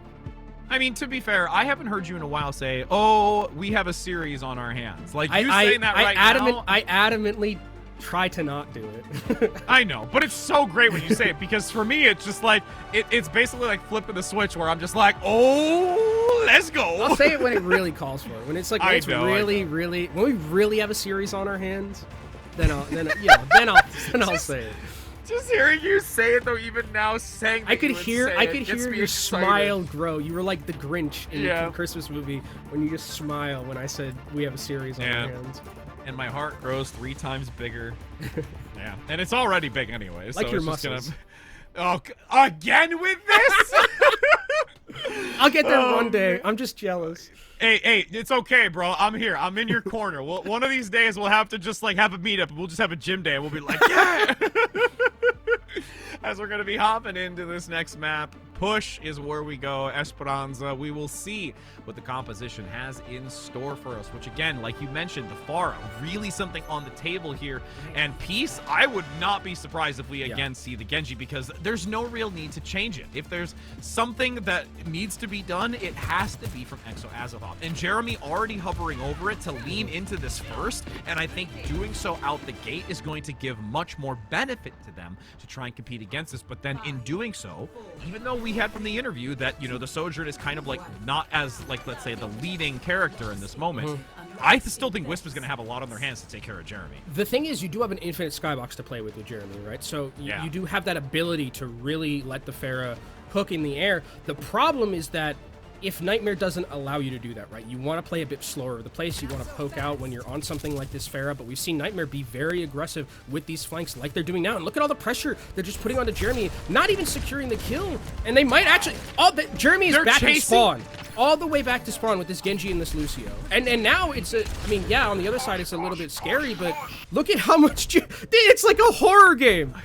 They're playing a side game outside of the objective game. Like, this is completely wild to see how separated that pair was able to force away Jeremy. The distance was able to be gained at first with Exo Azeroth because the numbers advantage was in favor of them. But now, having to come back to point and in this neutral, you can see Peace looking for an off angle, sticking close and utilizing this wall climb to get that high ground position. And you can also see now that Jeremy is playing a lot more close together with the team. Yeah, and that's exactly what you have to do. I think you need to be near your supports, and Wisp is taken down, but Hittori trades it back for Kuna. Hittori getting taken down low, but oh my god, Nightmare coming in with these clutch kills. Yeah, absolutely following any sort of advantage that's been gained early by Jeremy onto Hittori, so the numbers are very few here for Exo Azeroth. Jeremy really just still looking to try and put in some pressure, but like you said, there's nothing to give them sustainability, and Z's comes in now with a 2-piece at the end. But it feels like if you're Jeremy and you have to play like hugging your supports like you're never going to see them again, that's not where you want to be as Pharah. You don't want to No. be kind of just on the ground shooting like a Pharah like that. You want to be up in the air, but you can't because of the amount of pressure that Nightmare Eclipse is putting out. And I'm loving the decision making and the placement that we're seeing from Nightmare Eclipse. And now they have a huge advantage with Kitsune Rush. They can be aggressive if they want to and just get into that back line. Oh, Kuna is getting completely jumped on and has brought out of this fight instantaneously.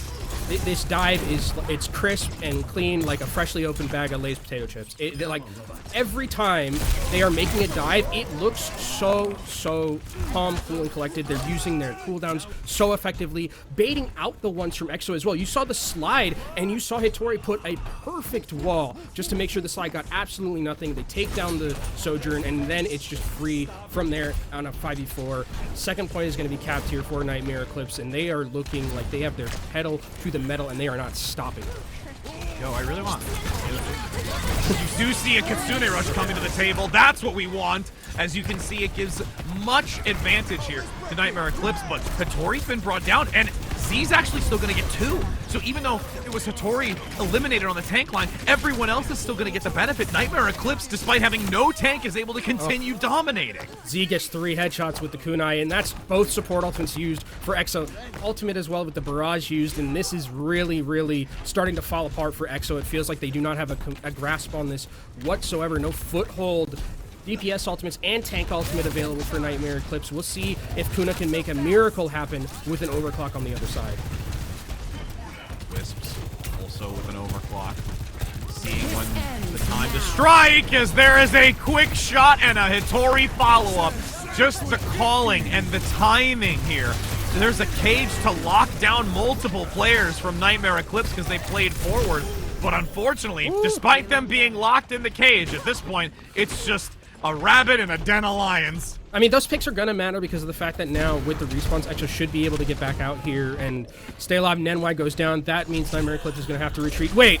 Oh my god, Peace almost got that kill. That would have been filth, but Jeremy says, no, you ain't getting me today, fam. Push in the face, and finally EXO can breathe because it feels like they have been on the back foot the entirety of the map so far. They can start getting this Pharah in the air, getting some more potential to get kills. They do have to be worried about this Dragon Blade from Peace, who can make Dragon Blade look very good, but Hitori making something happen with these movements on the roof. Swifty with it. Woo! Okay. This just makes me realize that I could never be a hazard tank in a competition because that was just clean. A deflect onto Kuna with the blade onto. This is just so dominant from Peace. Deflected rail shot, and I mean the bot was moving the entire time. I guess there's that for EXO as thought, but Nightmare Eclipse seems like they are poised to probably cap the map at this point with how well it's been going for them. And the advantage that they have a Kitsune Rush to work with as well as they go forward, way ahead of EXO Azthoth here, and we'll see if EXO Azthoth can make something happen in this neutral fight, maybe find a bit of an over-aggressive positioning like we see from Peace, but gets out at like 1 health. Oh my lord. Talk about thread the needle. You see this reposition on the angle. The Kitsune Rush, nice swift step forward, actually bamboozles the positioning from EXO Azathoth. They can't collapse onto Z's, and everyone else has to just go into this front line, and Peace just once again resetting for days and taking names. Yeah, we had in our interview talked about what it's like to have supports that make you feel invincible. This is probably what it feels like also between Z and Nenwai. The amount of just ability to clutch out some of these fights with just incredibly well-placed healing cooldowns is impeccable, as Jeremy looking for a flank here. Barrage at the ready. But it's Hitori playing a little bit of anti-air Pharah. You got that. Oh my god, no way. Oh no, Jeremy. And then Peace dives in from the side. They're just playing with Jeremy. They know. Oh, what a Suzu! Oh my. Okay, so Jeremy right now, we talked about how significant Jeremy can be on this Pharah. And how is it that people can handle it? This is the methodology to handle the Pharah, because Jeremy, if not handled in this way, I think this would go a very different way. Yeah, I mean, we saw it back in Major 3 as there's a pick onto Unlucky Main. Overclock at the ready. Another one from Wisps. A third from Wisp. Widowmaker's not going to save you from this one, and Nightmare Eclipse are going to full cap. Absurd performance from everyone on that team during that map. You just see Wisps looking at those pins down the bowling alley and just goes in for a strike. We'll get the play of the game moment as well. Just everything about this team right now is just so dominant. And that's actually the highlight here. Peak de la Resistance coming out from Wisp. I mean, just... Even it's so hard. At the end. I can't imagine what it's like to play. I mean, I've been in ranked, so I know what it's like to play against people who are better than me. But like, that was so incredibly like not close. I'd say is how I'll put that nicely. That was just everyone on Nightmare Eclipse were playing at it's such a high key. The macro understanding, the movements, everything just felt like it was so on a tear for this team. And Exo Azoth, I don't know what, it's hard to kind of like understand where you go because you're just like, everything's going against us. We're getting deflected. We're getting rail shot in our spawn. It's so hard to go up against a team that is just playing at such a high level like we're seeing Nightmare Eclipse. And this is why I think they're showing, like, that Suzu is disgusting. It's one of the best Suzus I've ever seen. Just the reaction time to just take out Barrage completely. And Nightmare are showing why they are one of the favorites in this tournament, if not the favorite. Well, and again, it really leans into some of the conversation that you and I had, where, you know, when we look at the previous series, the Pharah being such a contributing factor to why a team can be successful. How is it that you counteract against it?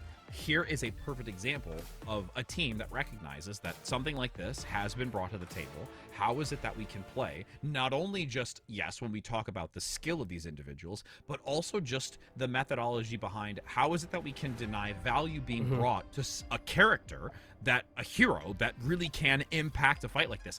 And in every waking moment, the multitude of times that we saw this Hazard diving in onto it, the Genji sweeping in, the resistance, and like you mentioned, the Suzu denying the value to be made. That's just where you're putting salt in the wound to deny this Pharah from being actually a feasible pick, and then just getting inside of the mental, outside of the tactical play factor. And it's not like they're going up against a Pharah, you know, like who's a chump. Jeremy's very good at this hero. Yeah, incredibly good. We saw back in Major 3, there were times where teams were just completely at the whim of Jeremy's Pharah, and now it feels like Jeremy unfortunately can't find a foothold, not to any of their own discredit, but because you're having a Hazard in your face, you have a Genji in your face, and two very capable Hazard and Genji players, right? Like Hitori is playing, maneuvering around those roofs, staying in the air so well. Peace is, I think I saw Peace almost one-shot the Pharah with like a slice and dice move, and it's just a great understanding from Nightmare to really understand where the bread is buttered from this EXO team and really put that pressure on, like really make sure that we're not going to lose to Jeremy. Like it's like when teams would play against Michael Jordan and they're just like, we have to have Jordan rules just to make sure that Michael Jordan can't beat us with the Detroit Pistons and just beat him up every time he came down into the paint.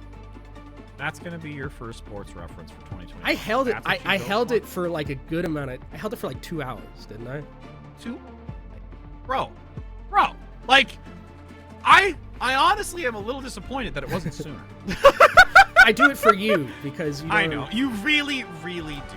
I'll get. You should know your DBZ Chicago reference. Bulls history because you were from Chicago. Though. Yo, to be fair, I grew up in Arizona, so I was a Phoenix Suns fan. So Charles Barkley was my go-to before then moving to Chicago because my dad was from Chicago, so he also knew MJ and the aura that was MJ that everyone still to this day recognizes. Let's not talk, no hate, love everyone else.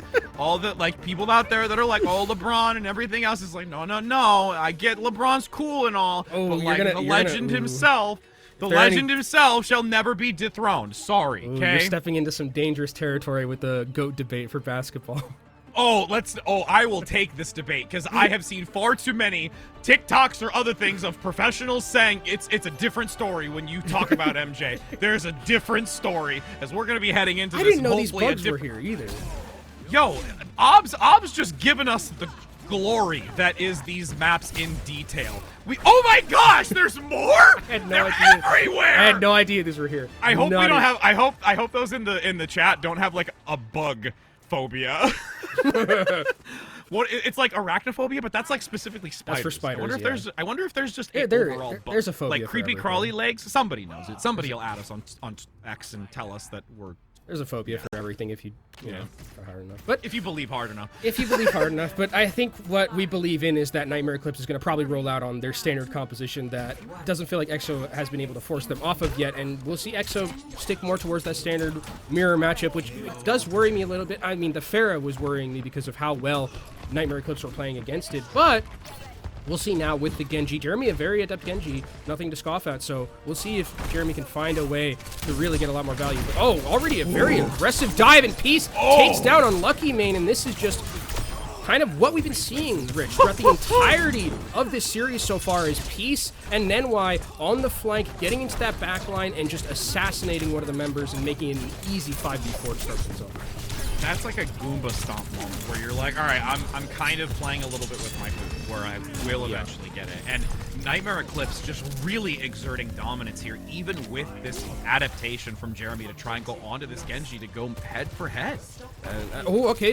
Rice Rail Shot takes down Nenwai a little bit low. If we can put some more pressure on the Nenwai, that might help a little bit with these duels that we're seeing. But Unlucky Mane gets taken down by Peace, and we see what we're talking about with the supportive roles a little bit, where every time that you see Wisp is hitting one of these rail shots, it's just immediately followed up by a very aggressive dash from Peace. So this DPS duo synergy working out so well during this series so far, and it looks like Nightmare are going to continue where they left off in that previous map and just run it down. Like, with how fluid this is, it just makes me think of that old statement where it's just like, if you pour water into a cup, it becomes the cup. It's just like, always thinking about that. That was Jet Li. That was, okay. Yeah. Or no. No, wait, that was right? the, No, that's, wow, I'm going brain dead. Somebody will correct me in the chat, as we do get a quick sweeping strike again from Peace, and now the blade hacking and slashing in the back, just continuing to put salt in the wound. Is it Bruce Lee? Bruce Lee, thank you. I was just gonna say you're amazing. This is why we're casting to If you see Hattori go right back in, Kitsune Rush down the choke point. This tunnel is gonna be dangerous for Hattori and has to abandon ship. Kindred gets a nice elimination onto Wisp, so again, Nightmare Eclipse being somewhat denied their positioning and really just at a full retreat so that they can regroup. They do have to be careful though. Nightmare with a good disengage there from all things considered, but EXO finally are going to be able to get a foothold a little bit right now. Both Kitsune Rushes were committed there. Nenwai a little bit ahead because of how much damage they've been doing and following along with this Genji, but here comes an overclock from Kuna, but Kuna getting teamed down low, has to dive out. Ooh.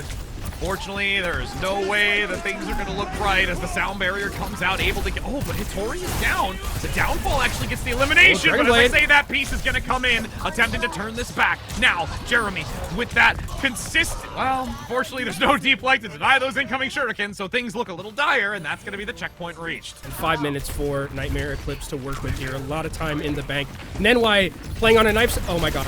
The okie doke. Oh! That was closer, potentially, than it should have been right there. Nenwai has been playing very aggressive on this Lucio, and it's been working. I mean, the way that I think Peace and Nenwai have been moving has been so fantastic for really putting that pressure down, and you can see EXO just going back over to that Mauga composition. Pauline gets obliterated by Peace, and how many times have we seen a support get one shot by this Genji player? And now you can see again Kindred having to give ground and fall back. There's Peace looking for the aggressive play, get some deflect damage, and gonna have the follow through by Wisp. I mean, it's very difficult right now without a tank for EXO to poke out here. They need to be careful, don't want to lose any of these members in those side lanes. Unlucky Mane has the sound barrier available, so he's going to have that a little bit before Nenwai, but both these teams coming up on the Kitsune Rush. We'll see if Nightmare want to go aggressively first. Ooh, Unlucky now has to fall back, force out the sound barrier with only a few slivers of health remaining.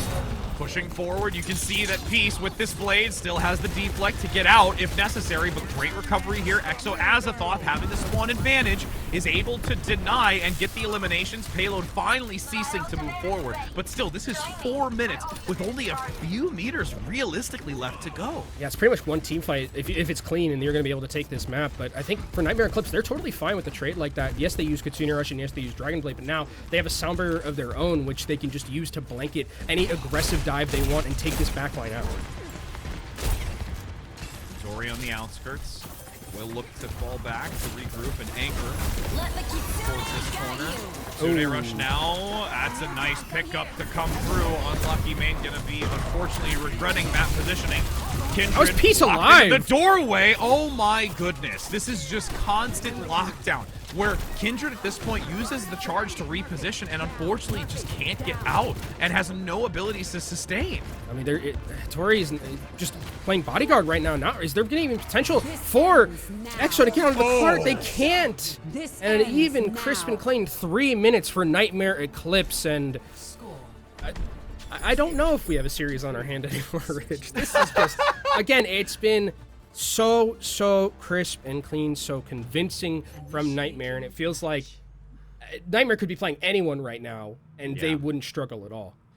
And this is why there's been so many that have really, talked heavily about another one. I swear they had to have had those recently. That was never there. But as you mentioned, like, it's that the series is just so challenging when you have a team that is playing with such precision and just almost effortless action is how I would say, is that it has just innately been a part of them in what they're doing, and there is just no hesitation on execution. Yeah, I think it's the no hesitation and like the trust that I think everyone has in each other, and the synergy has really been kind of the most impactful thing for me, right? Where it's like when it's Nenwai diving along with Peace on the flanking angles, when it's Wisp hitting one rail shot to the body and then Peace immediately following up, whether it's Satori and Peace diving together like we saw against Jeremy on that fair, like everyone seems like they're working so well together. Even the Suzus that we saw from Z, and at any time, pretty much, the main one I talk about is the one that we saw from the Barrage in the previous series, but they seem like they've been pretty good throughout the entirety of the map so far. So I think that this is just a team that's playing at a insane clip right now, and for Exo Azeroth, it's a heavy climb for them to try and get back into this one. And even if they cap, they're looking at a 3-minute time bank on the other side still. That was also really funny to see, like, a deflected jagged rock. It's just like, you take the boulder. No, I'm gonna take the boulder. No, you take the rock. Anyway, side note. It's not a boulder, it's a rock. It's not a boulder. It's a rock. As we've got an early pickup, 1-for-1 trade. Nenwai goes down, so there is the loss of that mobility and utility that can come through from the support play. But Z's still here to top up as Kindred gets a nice pickup on the piece again. The one that we've talked so much about and how much influence it can have. But Z's is still in the equation here, attempting to keep this team flourishing, and it's gonna work out wonders. And I mean, I really like the decision-making of like trying to go aggressively for that Lucio, maybe take away that potential to rotate around, as Hitori lives with 39 health, gonna get healed back up by the rest of the team, and Nightmare Eclipse, I mean, after losing Nenwai very early, still managed to turn that fight around with some nice plays off the backside, and Peace holding here strong at the side lane with Nenwai always pocketing them. It is gonna be a little bit ahead for Z's in terms of that Kitsune rush. See Unlucky Main playing in the back to look for the movement on entry for Exo Azeroth, playing up that stairway. Disruptor Shot gonna block entry for the moment until it dissipates. Once again, no that for free damage. On the outskirts, though, you see the jagged walls coming in, denying a chase, an attempt. The Suzu will keep Kindred alive and manage to get them out. Gonna be more time taken off the clock, though, which is the scary thing for Exo. They continue to just try and find a foothold, whether it's on the flank, but it feels like Nightmare Eclipse is always checking them. Kitsune Rush, the wall buys a few microseconds worth of time. Kindred now down below, fleeing as Peace left out in the open. This is the second time that we've seen Peace go down, but is there a recovery tactic? Z's giving the Kitsune Rush from the high ground. Nice reposition. Oh my god, it's everyone. And keeps Hitori alive to get a beautiful downpour and just absolutely annihilate Exo's plan. I mean, you talked about like the few milliseconds that the wall got. That's all you need sometimes. As a downpour comes in from Kindred, that feels just like a desperational at that point, and that's one that Kindred's definitely going to want to have back. But with a minute and 30 seconds right now, Exo Azeroth don't have a lot to work with, and Nightmare Eclipse want to try and push away as many of Exo's members away from this point. You see DPS ultimates available for both these teams relatively soon. Sound Barrier is going to be the big thing, though, from Unlucky Main and Nenwai to deal with them. I'm going to pay very close attention because it's the last 60 seconds to go. The only opportunity here for Exo to have to keep this series going before saying a fond farewell. In the lower bracket, Tuna, not yet committing the overclock, gets one of the rails to resets it, and Nenwai gets the pickup. huge focus fire with the ultimate online. Wisp now fleeing for their life is going to get a nice evasion down below and topped up by the healers. There's no way that EXO can get back into this. They're going to have one last attempt, and they're fleeing for their lives. Oh, they're going to try and get stragglers here and see if they can push the pace a little bit more right now. Kuna's going to go down. Hitori needs to stay alive so that this defense can continue from Nightmare Eclipse. 30 seconds left for EXO Thought that they will be taking a swift 3-0 to that lower bracket. But look at Nightmare Eclipse in terms of their ultimate. And also a very aggressive blade from the Genji. Yeah, huge gonna aggression. work. There is a sound barrier. we're It's touching going to spawn hold doors. them into the spawn. They love the spawn door plus marker. That's what they're doing. Jeremy, though, at least gets one onto piece. The damage is already done, as we've said once before. Is there anyone even close enough to touch? It is going to be Kindred going in for contention into the overtime, but there is a fast regroup back to the point to deny it. It is just stragglers that come to the point. The downfall will be EXO's downfall. Downpour to downfall. That's what I meant to say. It's Nightmare Eclipse. You caught that. I knew you did. You're like, okay, Richie, is your brain still there? Yeah, it's still here. As we're going to see Nightmare Eclipse able to take this and continue moving forward in an extremely dominant fashion. Yeah, I mean, nothing really much more to say than just convincing right now.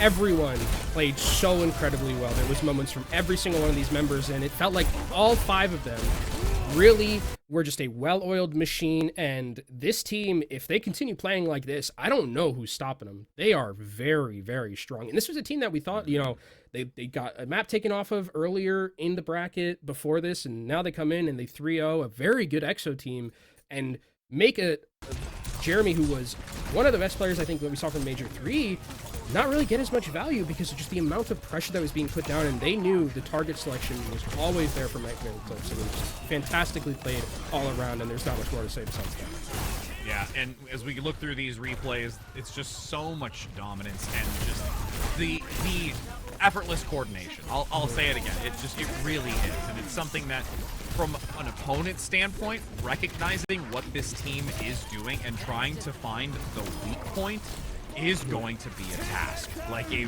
real task, to figure out where a break point is on this group of individuals. Yeah, because I mean, you look at it this series, there wasn't a weak spot. Yeah. There was like no weak spot. It felt like they had the advantage every single time. Even when they were losing fights and they were losing members early, which could be punished later in the bracket, they still were winning 4v5s. They were winning 3v5s sometimes with clutches. So I think that this team, again, just seems like they are so cohesive in how they play, so determined that and definitive in their dives and their engagement, like you mentioned, making it look effortless. I think that this team definitely is deserving, after a showing like this, to be one of the favorites of this tournament, if not the favorite. And we're going to be heading to a short break before getting the opportunity to speak with one of those individuals. So don't go anywhere, my friends, because we'll be back to hear the way that they feel about their performance as well. So don't go back.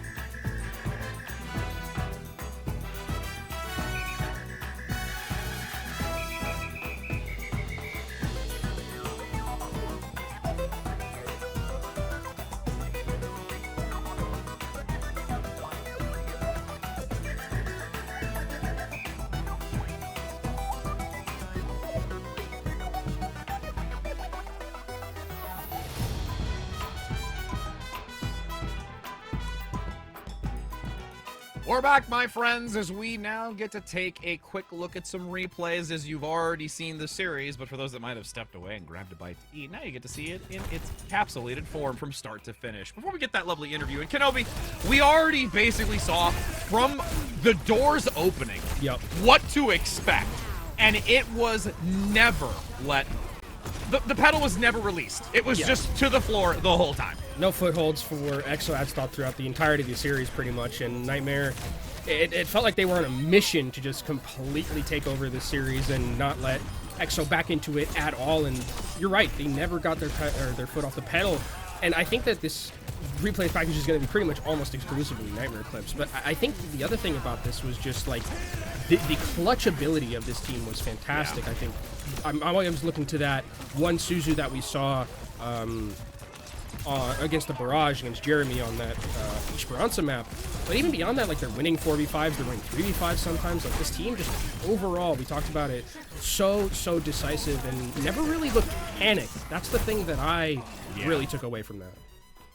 Absolutely, and we do get that opportunity to speak with someone from this amazing team, and we get to get some insight and talk a little bit. As we've got Wisps joining us, how are you doing, my friend? What a performance you and the squad has put on just this recent series.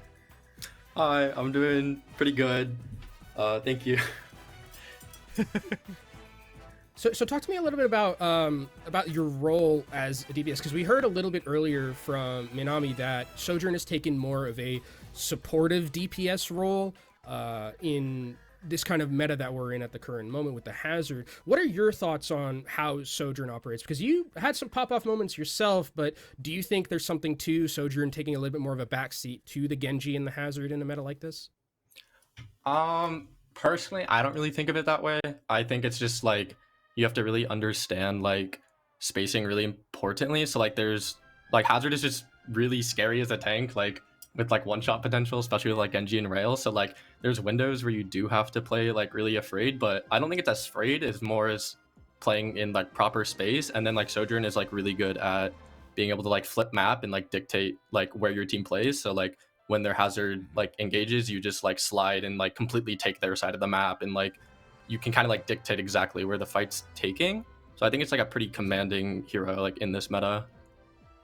Okay. Yeah, we saw a couple of occasions too where you were specifically like sliding into those types of positions like you're mentioning, and the value that's really brought to it. So when it comes to that kind of repositioning aspect, and we got to see a lot as well from Peace really getting these early off angles or flanks or the coordination, what's the communication kind of like with Peace and in the way that Peace is playing?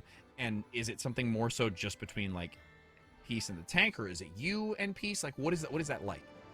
I think the biggest like structures with this meta is like the Genji and the Hazard a lot, like their pinches, and then like the Sojourn in the backline, and like the Lucio can kind of listen to like whichever, but usually it's like the Genji and Hazard talking to each other, and then I'm like telling my team exactly like if their Hazard comes on me, like I'm gonna like rotate here, or like I'm gonna like tell them where I'm flipping, and like everyone has to follow and like come with me or else I die.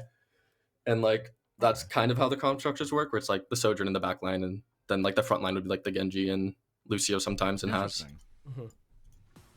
So tell me a little bit about the rest of the tournament and this meta, because it feels like, based on what we saw here in this 3-0, that this meta fits your team extremely. Like Rich and I know Peace back from contenders and back from in collegiate right now with the Genji and how well it feels like, but it feels like everyone on this team is playing a hero that they're extremely good at. Do you feel kind of similarly, where all of you are just like, we're feeling ourselves, we are very good at this meta in particular?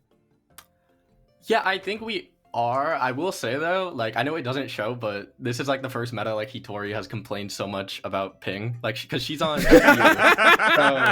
she complains a lot about like Hazard no reg slashing, and like we were definitely prepared like a lot for like if we like don't want to play it, or like we've still like tried to make it work, and I think we're doing a pretty good job. But I would say like this is the first meta where like Hitori's definitely like not really enjoyed the hero they're on and been a little worried about ping, but it definitely can't tell watching. I was gonna say, yeah, we don't notice it at all.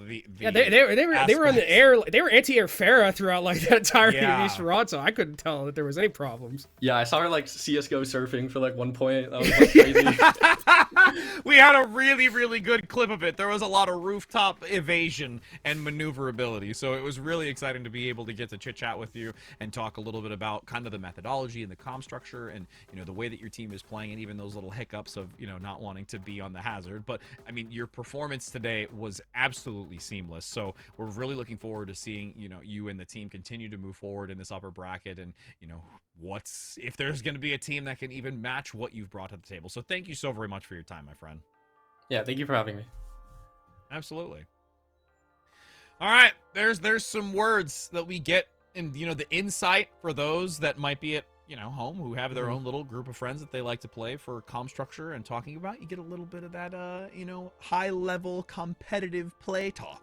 I think it's so interesting also like how different kind of players view their hero, and yeah, I think that was a really interesting answer that we got from both of the players, where it's like, sometimes, and I think that's probably indicative of the team more so in like environment where it's like, if we want to play, or like a play style where it's like we want to play Sojourn a little more supportive, or we want to play Sojourn a little bit more aggressively, like we saw from Nightmare Eclipse there. It was super interesting to kind of get two different sides to what the Sojourn brings to the table in both of these compositions. So yeah, very, very interesting stuff that we kind of, I think this will also evolve and probably change with team to team, right? It's like how that Sojourn operates, because it feels like Genji is very strong and Hazard is very strong, but there is still moments for that Sojourn to pop off.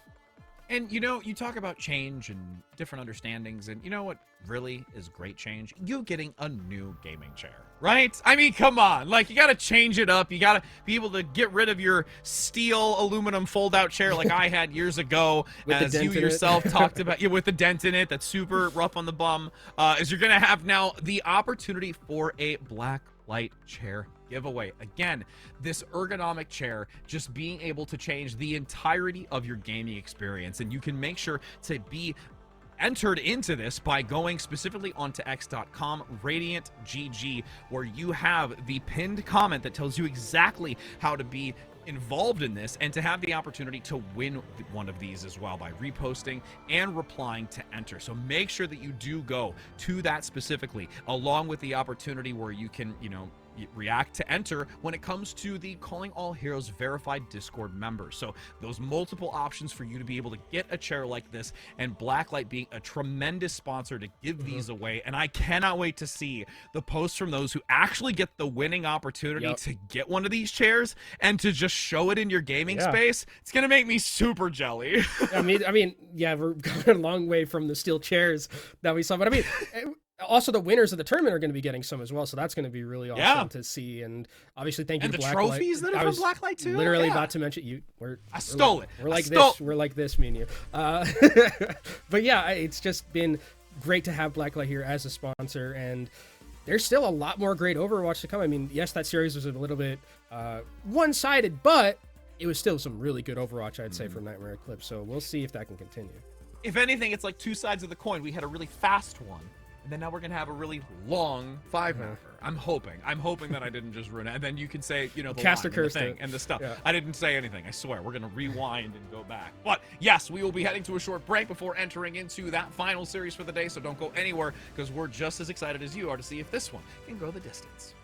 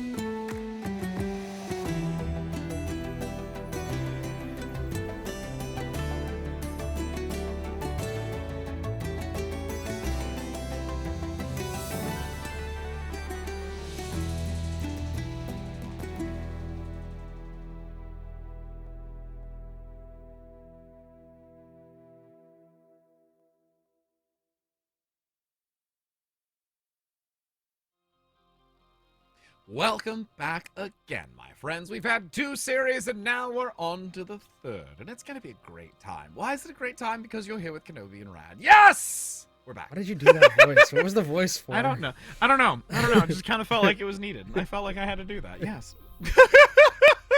But we've got 2 matches. Like I said, we had one that was definitely a lot faster, just past us by, as we're going to be now entering into our 3rd for the day, our 2nd semi-final match, as it's going to be Valentine versus Yes, as they are going to be pushing forward to see one of these teams facing off against Nightmare Eclipse.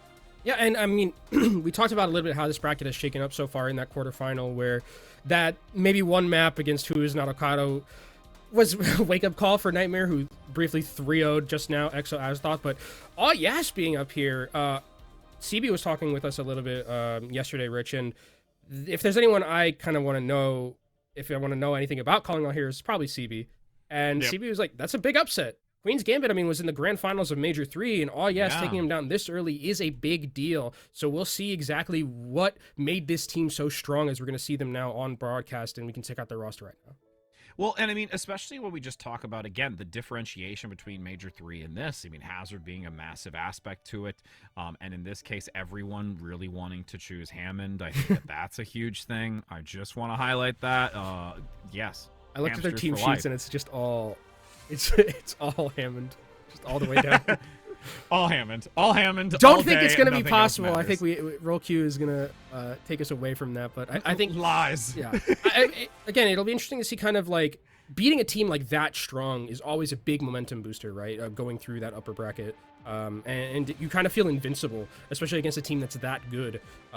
Throwing them down to the upper bracket in a Map 5 series as well, where it's like you had to really grit it out. So this team definitely have a lot, in terms of that momentum going forward, and we'll see if they can continue that against a very good Valentine side. As we get to take a look at the opponents, Valentine, like you mentioned, and again, able to get a massive opportunity of taking a look at this. Also, team manager, Aeroplane, you and I also know for a very long time. Oh, we love Aeroplane. Yeah, I know. Like, being able to just see what she's able to do as the leader. We've seen her coach and lead and just be a part of, like, assisting in that aspect for many years, and has always been, like, a massive figure as a team manager, and just overseeing these individuals, and again, these names who we've seen perform before in many of these majors before. It's just a well-rounded synergy from the squad. Yeah, we're also familiar with Bernice because of her playing collegiate as well. Also, back in Contenders, I think Mari is someone that I'm very, Myers is going to be locked on, especially because I think tank is so important, and she back in the 3rd major was a very good tank. I think that definitely is something that I'm going to be looking out for, is going to be this tank matchup, because of, from all the interviews we've heard, the two that it's been, Hazard is pretty important in terms of just like the overall dynamic of this composition. And I think like being able to have that ability to, surf on the roof like we saw in that last series, if you can figure out like the way to maneuver really well around something like Hazard's movement, I think that just makes the hero so much higher in value. Like, I think that the skill ceiling of a hero like Hazard is so incredibly high, and with these 2 tanks that we have, I think they'll probably be playing up to that standard. And again, the other dynamic to it, just really looking into the significance of the Hazard play, is that was a big differentiator from the Major 3 to this one. So one of those reasons why maybe there is that significant upset, like you touched on, and CB's insight of what big changes could have happened. I mean, it went to a map 5. It was an extremely grueling match between the 2 of them, and now entering in and starting out here on Control, we get to see another foundation laid in between these 2 teams, and who is going to continue moving forward. But again, this is the upper bracket semifinal, so there is another chance of redemption for those who are not going to be taking the victory here. And we'll see as we start off on Control Center as our first map here on Lijiang Tower. I wouldn't expect a Reinhardt. Granted, it's Control Center, and if there was ever a chance that I would see Reinhardt ever in any Overwatch map right now, this would probably be it. This would be But I don't think it's going to be. It's going to be that Hazard matchup. The difference we'll see is if there's going to be anything in terms of that support or DPS change. It looks like it's going to be the standard here, unless these Symmetras are not going to be on the Genji, but it looks like it will be that way. So, start things off here. Nice wall from Mari to section off. Remedy from the rest of the team. What a crosshair, too. Yeah, that was crazy. $5. We're going to get to see it again. As you can see that, well, Crosshair or not, going to be gaining some value, and a big repositional dive as well, getting a second onto Sholin, denying any sort of viability for Yes to be able to stick around here. Yeah, I wonder if this is a Hazard-specific Crosshair, because I can't imagine using this in any other scenario, but it works. Hey, if it ain't broke, don't fix it, and there it was all really Mari at the start. She had a great engagement with that wall, really made it hard for Amity to move, and Yes are going to be on the back foot a little bit right here, as now all of the sightlines are going to be available for Ivory on the Sojourn to try and poke and prod, see if a rail shot can find a hit.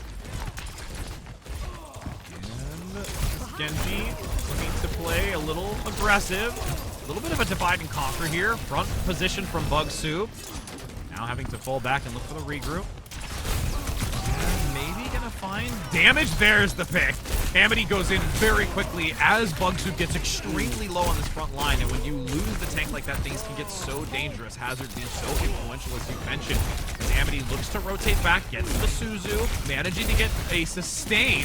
Still not fully topped up here. It's being really challenging to get through this since there's so much damage coming out from Ivory on the backside. Ivory's actually going to get the pickup alongside Zoe, who takes down Amity. Oh, and those picks come in at the worst moment for Yes because Macy has to commit that Kitsune rush to that fight, and Zoe was just a complete pest during that. I mean, staying alive throughout, even deflected the wall back into Amity, and unfortunately, what looked like a great fight to start off with Yes taking down Mari at the start. Bug Soup ends up falling flat, and now at 70% and ticking upwards for Valentine, needing one more fight to win. 5 ultimates in their back pocket, Rich.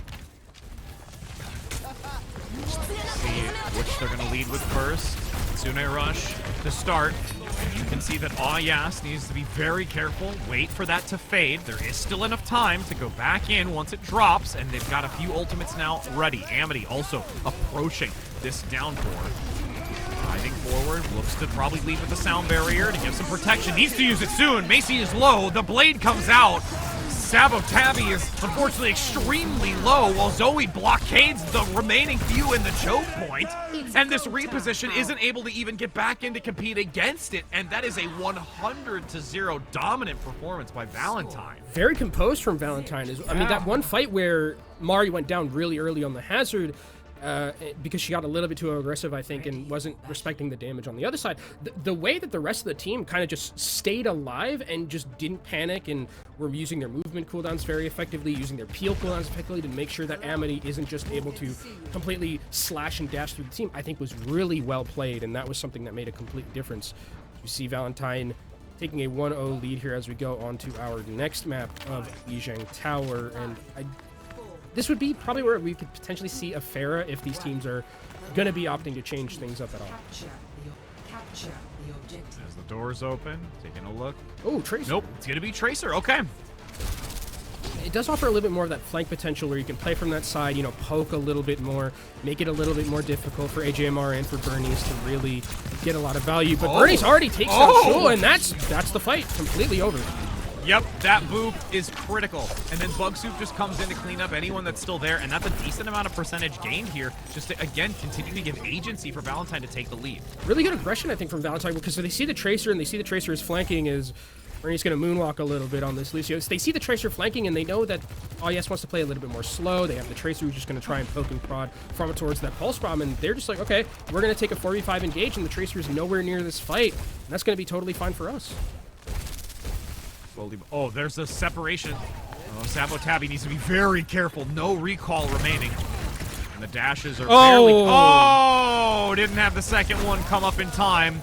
So that's unfortunately a loss, and this is now where another retreat comes in from Yes. They're just not able to really gain a foothold on any aspect of this map so far. Really good understanding from Valentine, as well as Bernie's gonna moonwalk after another great boop there. But I think they just understood so well that Sabotabi had gotten all the way back into the back line. They used the recall, and then they just go find, with the other Lucio, they go find the Tracer, boop off, no recall, you're out of that fight, and that's really well played, again, from Valentine, who are positioning so well against what Yes is trying to run. 50% already accumulated by Valentine. Macy trying to keep this team topped up as much as possible. The damage is just so heavy from Valentine. Oh my god, it's 3. Huge boop again Bernice just coming out on top and really showing how much value this Lucio can bring to the mix. Moonwalk again, maybe. Oh, crazy crosshair. Crazy crosshair. Now going to come in with Bug Soup. Looking to zone them back. Almost about to have another down 4. Will most likely look to use that to isolate, but that is a beautiful Suzu to get out. Unfortunately, though, AJMR and Ivory get stuck within it, and that gives another chance here. Oh, yes. I mean, they Dragon Blade here. Bernice has this sound barrier available, but I don't know if you want to throw it out. Actually, can live here. Gonna end up going down to the wall, and maybe Valentine just a little bit too over-aggressive there, but a really nice collapse from Oyas if they've been punishing that little bit of overextension that we saw from Bug Soup, who might have gone a little bit too close to the sun. I think the other part of it, too, is that the Suzu got Bug Soup out of it, but I think they were maybe hoping that everyone else was a lot closer so it cleanse everybody, but it's still a little bit of a fail moment, but that's okay as you've got Shoal now with the overclock, getting a great early takedown onto Ivory, and then the follow-through onto AJMR just continuing to show that they're going to hold this choke point and deny Valentine from getting back in. Yeah, now you have a lot of these sightlines to work with. Also, the Tracer's going to have a lot of value in terms of being able to flank with that Pulse Bomb. I think this is a really good position for Oyas to be in. They want to be in a scenario where they can have control of these sightlines, but they do have to be worried about the downpour being able to just completely annihilate a team fight. Sabotabi. This ends the full pump. Look for a flanking angle once the engagement begins. That jagged wall was there for a hot second, but brought down instantaneously as Ivory takes an off angle with the sound barrier. The downpour doesn't quite land. There is now a return fire. Ivory gets one onto Sabotabi, who was looking in the wings, but not going to really bring any value to this engagement, as it's still a 5 versus 4, 70% in climbing. Oyas actually able to turn this around and make it an even 5 for 5, but in the or 4 for 4, but in the mix, Valentine swaps it over. Oh, and Shul going down. That means there's not a lot of damage here. It's just going to be Sabotabi, who almost gets booped off the map by Bernice again. Another boop potentially taking down a member, and here comes a Kitsune Rush from Valentine to try and close it out. That should be the nail in the coffin. The downpour you can see comes through the back doorway, not really getting anyone since no one from Valentine takes a step into it because the graphic is still visible, and that's now going to be a first map win here for Valentine. Yeah, Valentine pretty convincing there. I mean, they had that one hiccup with the fight where I think Mari went a little bit too over-aggressive and didn't respect the damage, but beyond that, it was just easy pickings, it felt like, for this side of Valentine, who... Again, this was the fight that I really liked how they played, where they, or not this one, the one after this one, where they were able to clutch out in a 4v5, which they did a couple of times, actually. So I think that this team, what I'm seeing is I'm not seeing a lot of panic from them, which is a lot of composure, which is always indicative of a very good team and a team that can make a deep run. And when you look at, I mean, the roster, like, you'd expect it from a lot of these players. Right? We're pretty familiar with a lot of them. Yeah. Well, and again, it kind of calls back to what we were, mentioning about Nightmare Eclipse earlier, where it's just this level-headedness, it's this very well-understood synergy, and you can definitely see that here coming out from Valentine as well, never really finding themselves in an uncomfortable position where they didn't know exactly how to react. And from this first and second round, the second one, I mean, again, when you get a pick like this so early and you start laying that foundation of this is what is going to continue to occur, it's really devastating. But I will say, at least Oyas, once they were able to finally get the advantage, that downpour really gave them a lot of benefit. They did come back with a decent force. It's just really understanding that ebb and flow and the timing of how they want to use their ultimate economy. Yeah, and I think the thing about when I look at Valentine in terms of their ultimate usage is that one team fight that we saw where it was kind of the sound barrier, Kitsune versus Kitsune. One of the things that I really liked that they did was they used their sound barrier early and then got one in response because they knew that they had their own downpour, and the downpour didn't get like a ton of value, unfortunately, but like the idea, the thought process was there, and it shows me that they are thinking about still the game on a macro level, as we are going to be going to Numbani, it looks like, is our next map. So this is interesting in the sense that this would be like where I'd be seeing maybe like a Pharah, but it feels like it'd also just be like standard.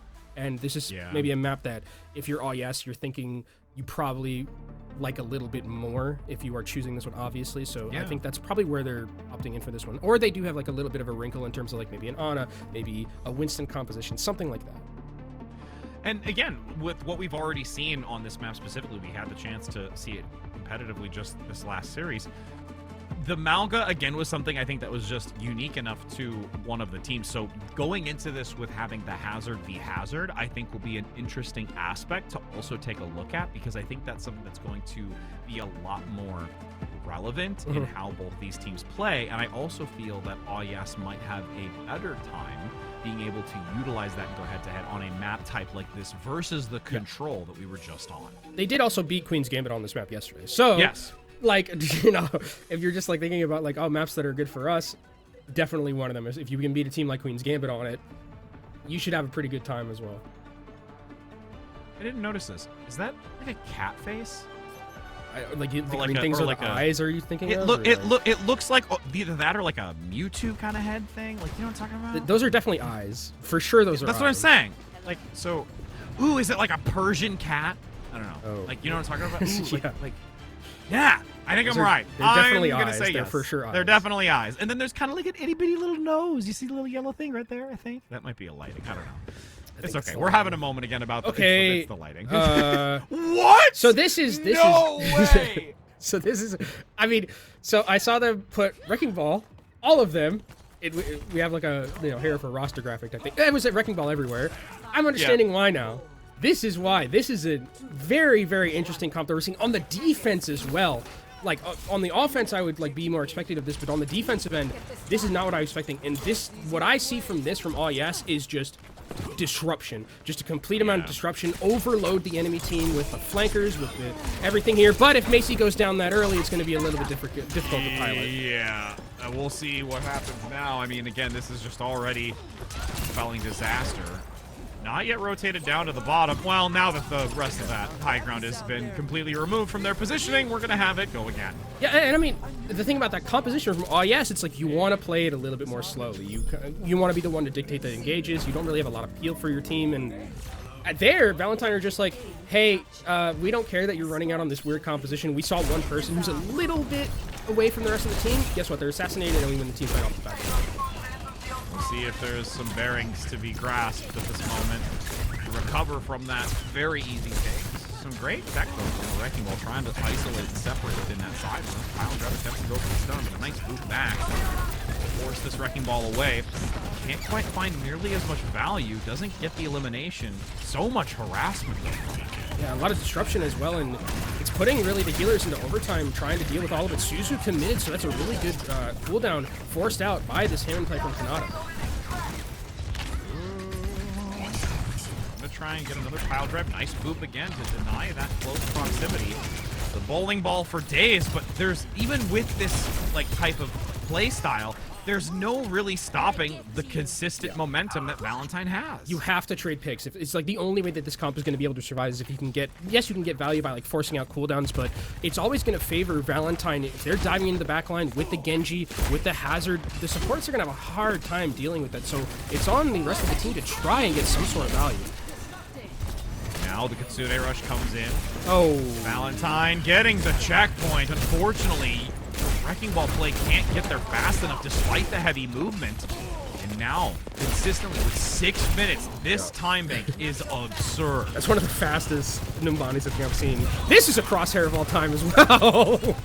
Oh, good. What is this? It is. It's. Wait a second. Is that a pyramid? It looks like there's three fading yeah, I thought there was a blocks. block. There's three. I thought it was one of those Lego pieces at the start, and then I saw like the little box. The little third one, the fade one? Yeah, the faded one? I know. Oh my. Well, box or no box, Ivory's making it work. I mean, it's working really well. Overclock getting a couple of kills here. Macy should not be long for this world in a little bit of time. Sound Barrier committed. Yes wants to try and buy back into this. Yep, you're going to see now there is the down 4 coming in from Valentine, attempting to lock down the remaining 3 from Yes. Sabatabi gets the pickup at least onto Bernice, so there's no more assisted mobility. That's going to be a swift step and a Suzu to get out of there. And Valentine, their plans have been falling. I mean, they're going to try and find some kills off the back end of this, but actually really good play from Mari there, Bugsuit, to keep the support alive, because if AJMR gets hit with that pilot driver, that's a dead Kiriko for sure, but really, really well played. And Valentine stopped their momentum a little bit, and now it's time for Yes to see if they can find a foothold. Nice stun for the moment. Be careful, though, on exit. Kitsune Rush up top. Nice pile drive again to be that shield to mitigate the incoming damage and giving coverage for Macy. But with the Kitsune Rush now falling to the wayside, you can see that Valentine still has theirs for the moment, and Zoe is going to use great value of it. This will again be Valentine with the blade, gonna come out, gets a sweep, resets the dash, and looks for more, chasing down this Wrecking Ball, unable to do much, has to use the defense to give that barrier, but at this point, these meters are gonna shrink right in front of them, and it's only just this constant bob and weave to get back onto the point. The health values aren't topped up. That's easy pickup here for Bug Soup. Wowzers. Yeah, that was convincing, I'd say the least. It feels like we're seeing the same thing from the last series, where it was just a convincing run through. Yeah. 7 seconds left, or less than the time that they started with, and I saw the vision, right? The vision of the you know, Hammond, I think, works in terms of like what it wants to do. If they can find a way to like play a little bit more slow. On the defensive end, I think it's really hard to pilot. Like, I think, to be fair to Kanata, I think Kanata has a lot of good understanding of how to run Hammond, which, if you're gonna run Hammond, you gotta be a ball player. Kanata definitely seems like a ball player, right? But I think that just on the defensive side, it just looked really hard to kind of like be able to set the tone. On the offensive side, I think they're gonna have much more of an easier time dealing with it, and or being able to kind of set that pace and set the tone with their engages. And we'll see if Valentine do opt into put Ivory onto this Cassidy, which I would love. I think it's a fantastic decision against Hammond specifically, with that flashbang, making Hammond not really that much valuable. And we'll see, as there's 20 seconds left to go, and I absolutely agree. Like, because here's the thing, is there were a lot of really good moments with the Wrecking Ball when it came to just some of the tech and the positioning and being able to body block a lot of the incoming damage, having the shield to prevent. But yes, defensively, it just felt like it was a little lackluster. So I'm hoping and agreeing with you that this offense could be much different. And to be fair to All Yes, a lot of those engages were really good, but you saw some of the peel. Like, even that one moment where Mari was able to knock the Hammond away from the support, like, if you've got peel of that caliber from Valentine on every aspect of the game, it's very hard to secure kills with Hammond. Oh my. Good wall. Yeah, that was atrocious to see how fast that elimination came through. Now, just a little hamster. It's just a poor little smart hamster boy.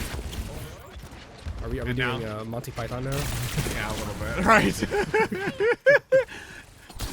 Turn me into a You're so easy to read. A newt.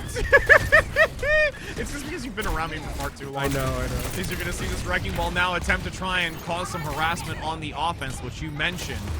As now a flanking angle, but this great couple of body shots come through. It's still AJMR getting some two-piece. Both Shola and Macy are down and not here, and this is just kind of a shambles fight right now.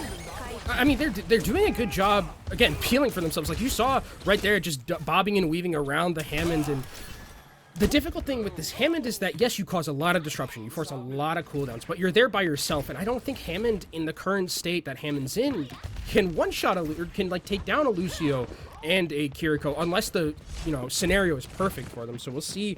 Now that they have space, can Shul get into an area to get some value off the back end? The Kitsune Rush is committed by Valentine here early. Couple of great shots onto Ivory, but does get taken care of by the support line. Oh no, again, there's just so much damage being put into this Hammond, and there's no way to get out of it. I mean, the Cassidy's so smart here as well, just making it so difficult for that Hammond to escape, if at all, and now it's just stragglers. This is going to be more time taken off the clock. Shul actually does find one onto Zoe's, and that means this Ashe is still around, still poking and prodding, and now here comes the engage. Yep, going to give much more opportunity. Oh, yes. Start playing into this. Pulse Bomb gets the stick onto Bernice. There's no sound barrier, so there's no support ultimate. Valentine going to give ground for now. Kitsune Rush down this doorway to deny any sort of easy re-entry, but there is the high noon. Great Suzu to give Ivory another chance. And this is Valentine actually looking to turn this back around.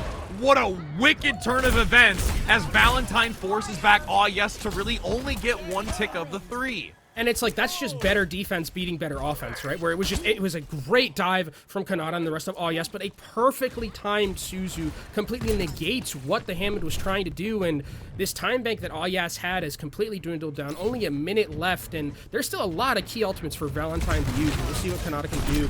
Already checked by the supporters. Field, big stun.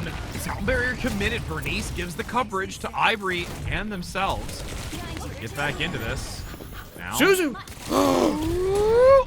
Oh, gonna get out, but all the resources are down. They can't really do anything else. And that's gonna be a chance now for Yes to go back into this. Looking for the pile drive, gets the elimination. Bob comes in with some crossfire on the point. He's also gonna get locked down. Is Mari now with this great positional play? 30 seconds to go.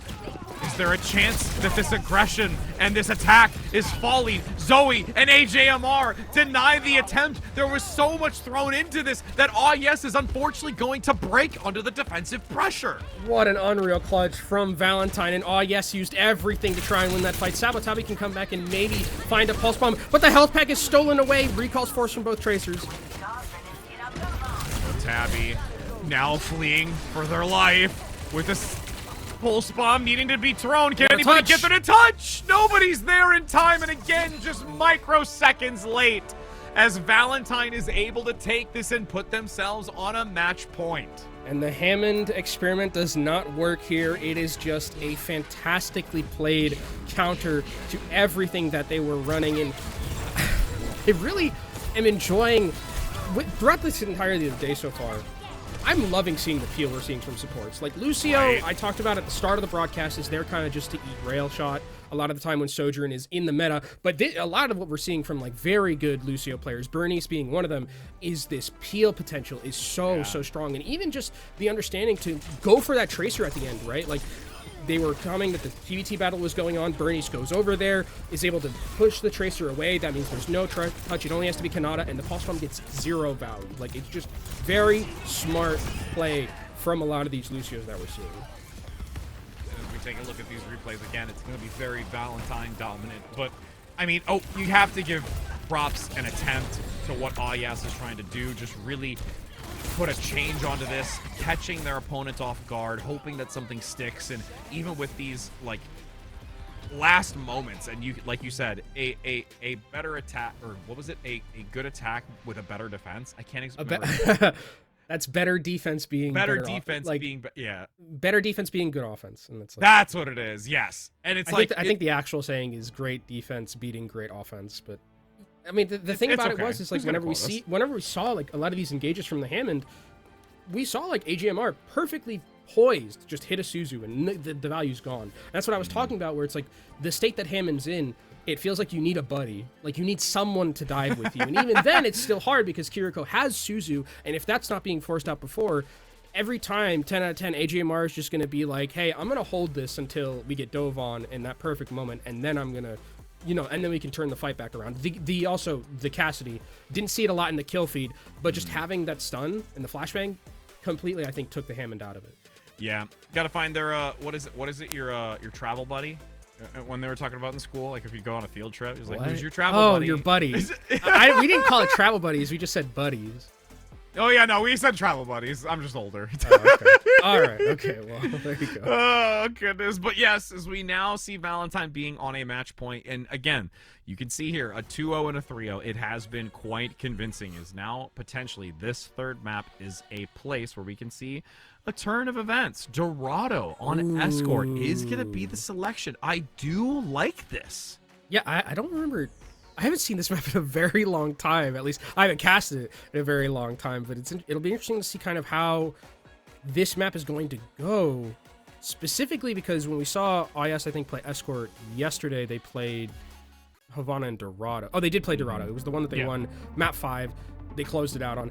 The question for me is like, is this a Hammond map? Is this how they like really were able to take down Queen's Gambit? Because the Hammond is solved. It is solved right now by Valentine, and I don't know if you can just...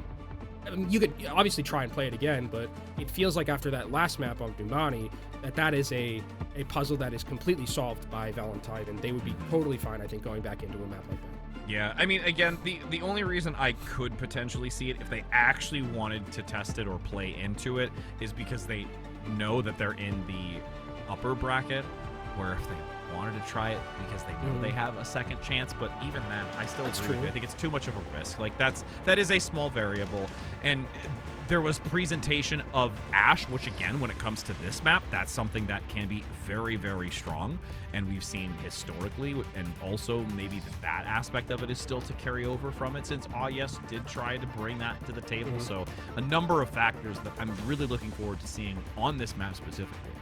Yeah, and I'm not like, I think you can still, I mean, third point is going to be really hard for Hammond. But like first 2 points, Hammond probably can operate still pretty well. In terms of just being able to. And I think also the other thing we have to kind of look at is this going to be a hazard map? Because we saw back when Route 66 got played in our first series, a lot of that like Winston D.Va started coming to the table, where it was a lot more of those vertical mobility. And while you do have some vertical ability from Hazard, it's very much more on a like even playing field. On like the lower ground, you want to be playing and going like straight, not like up in anything in those terms. So I think that this is another potential wrinkle that we could see from this team because of the fact that we've seen a little bit more of that Hammond. It does work on a map like this. I don't know if it's necessarily better than something like we saw with the Numbani, but at least on the defensive end, you do have kind of that runway of a lane in terms of the escort map to work with it. Better than if you're just kind of standing like as a ball above Havana and just wait, or above Numbani and just waiting to drop down. Just wait. Patience is a virtue in moments like that. But I mean, again, when it's in this kind of position, I think it could really go either way. I think that there is a reasonable explanation to try both. But I mean, with the other aspect too is that when we do think about like the Hazard aspect into this, the methodology behind Hazard, I think also really changes, because typically like when we think of, you know, like Winston, like there's a dive mechanic to this, but because of the wall vault, because of the ability to do that, in addition to just the frontal jump, it's like there's so many little kind of like nuanceical changes to having the Hazard into this. I'm really interested to see how that's going to face off against the way that Yas is going to play, and see if that also kind of changes the outcome in this map specifically. Vaulting is just like it's just slower, right? It's not as on demand, I think, as like as how you view like a D.Va or a Winston, where it's like I hit my one button and I go, right? Like I go. Right. If you have to vault it, like you do have a jump if you are Hazard, but it's not like, I think it works the same on like a neutral ground where you're like on the low ground and like just going forward instead of something like vertical mobility. It's not like you can't have any vertical mobility as Hazard. It's just different as how it would operate on something like a Winston or a D.Va. That is, which I like, because I like having kind of divey tanks that don't necessarily operate in the same lane as something like a Winston or like a D.Va. So I think that it'll be nice to see a little bit of a break from the Hazard as well, because we've seen it a lot. Yeah. Oh, absolutely. We've seen it a ton, as we're going to be now going into this map. And again, a moment where we could see Valentine perform just as well as we just had Nightmare earlier. And again, I think with what we've seen so far, that I mean, there's still a chance here for Yes, but with the precision and just confidence that this team is bringing to the table from Valentine, and just the overall leadership, like we mentioned about team management, that this team is one to really also keep an eye on and how they're going to be moving through this bracket.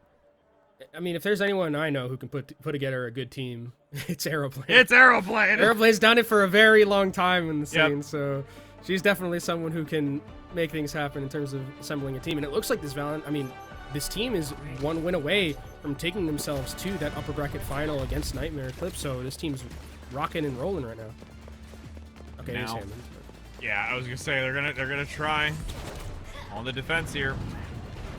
So I think the thing to kind of think about as why this is different than Numbani or something like that. You have this area, like the street of you can play a little bit more to your own pace, right? You can set up the dive, you can dictate where you want to be in terms of like being the aggressor, right? You couldn't really do that on Numbani when you're kind of just hanging on top of the defense and just waiting patiently. Here you have a little bit of that opportunity to play around with the long lane of a map like this and really push the Hammond to its limits. I think that's kind of why we're seeing a map like this and why they're still going for it.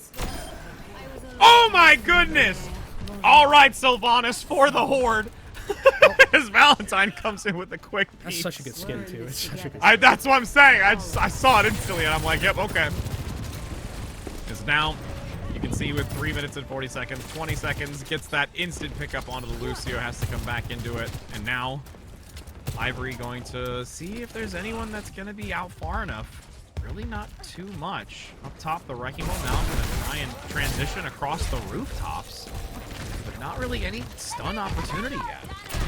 The Dynamite comes in, but I like the positioning right here of Mari on Bugsuit, just trying to make sure that the Ashe isn't able to follow up on these engages from the Hammond. That's really where you can kind of see this combo get a lot of value. And look at the health bars from yes, they're just depleting right now because all of their cooldowns are being used, and they're just not finding the value, not to any fault of their own, but just to really well-played peel coming out from Valentine and just not letting the positioning of yes really get a lot of value. Kanata's going to come back on, gets instantly taken down, and yes are looking like it's a bit of a dire straits right now. Not to mention when you have the point of view of Bug Soup and you just see Zoe dashing between the front view of just up from this corner, up, cross from that corner, up, coming down from the top corner. Like, it's just I think I think this is a perfect indication of like why Hitscan feels a little bit weak, is that like if you just get walked at by Genji and by Hazard and you don't get to play the game. And Shula's a very talented DPS, but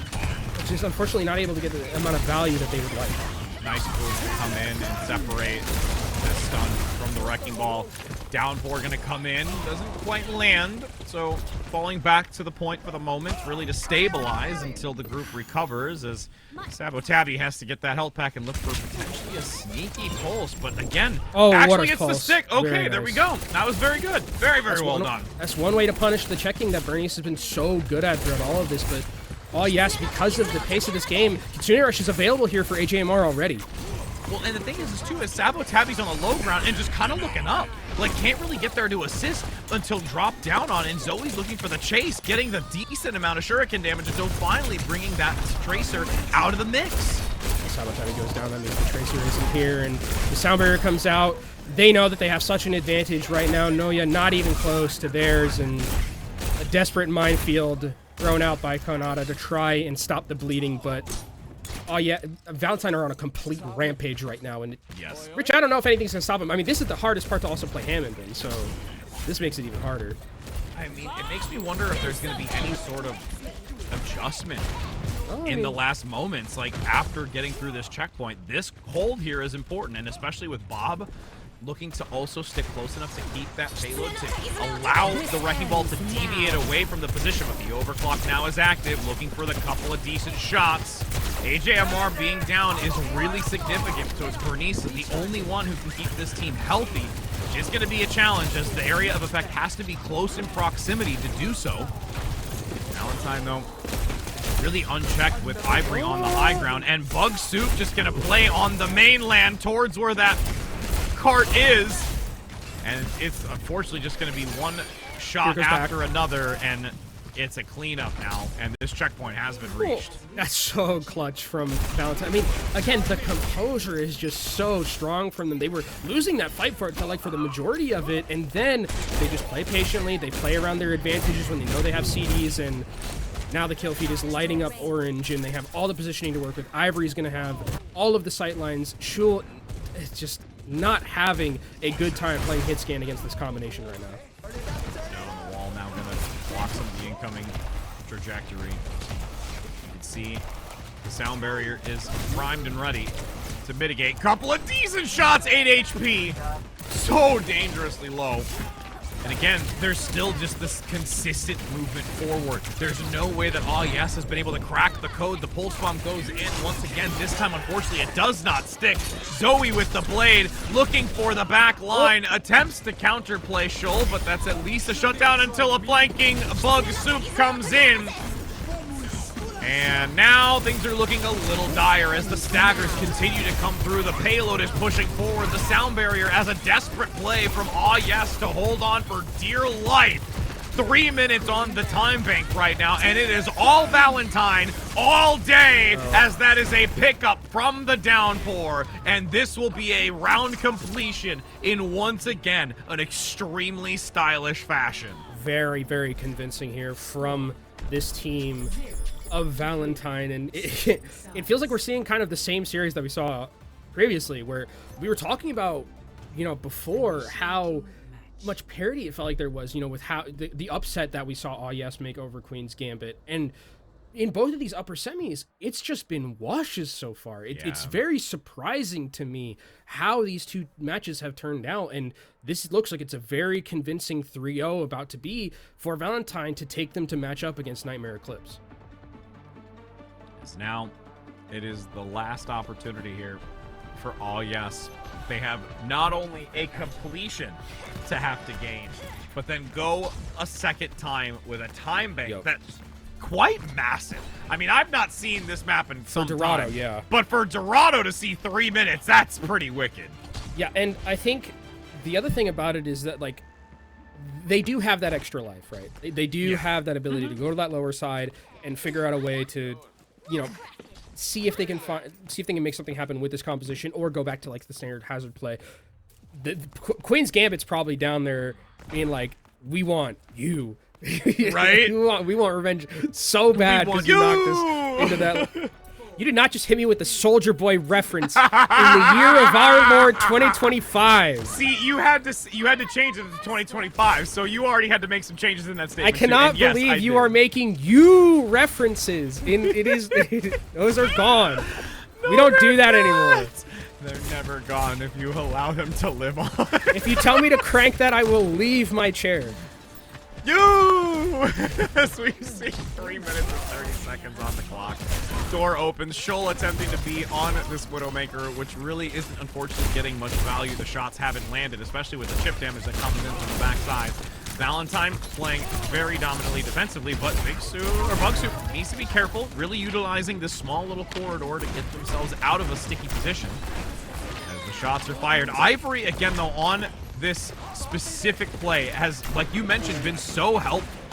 Yeah, I think the Cassidy works. Oh, and actually he's able to take down Shul on the Cassidy. 2 headshots, and the Widowmaker goes down. You can see just how well positioned. I love where they're playing in terms of like against the Hammond, because they're playing in these very enclosed areas on those high grounds, and that means the Hammonds can't get value, and they're also just juggling with Zoe on the point, so that way Yes can't push it so aggressively as a very aggressive engage comes in from Bugsoup.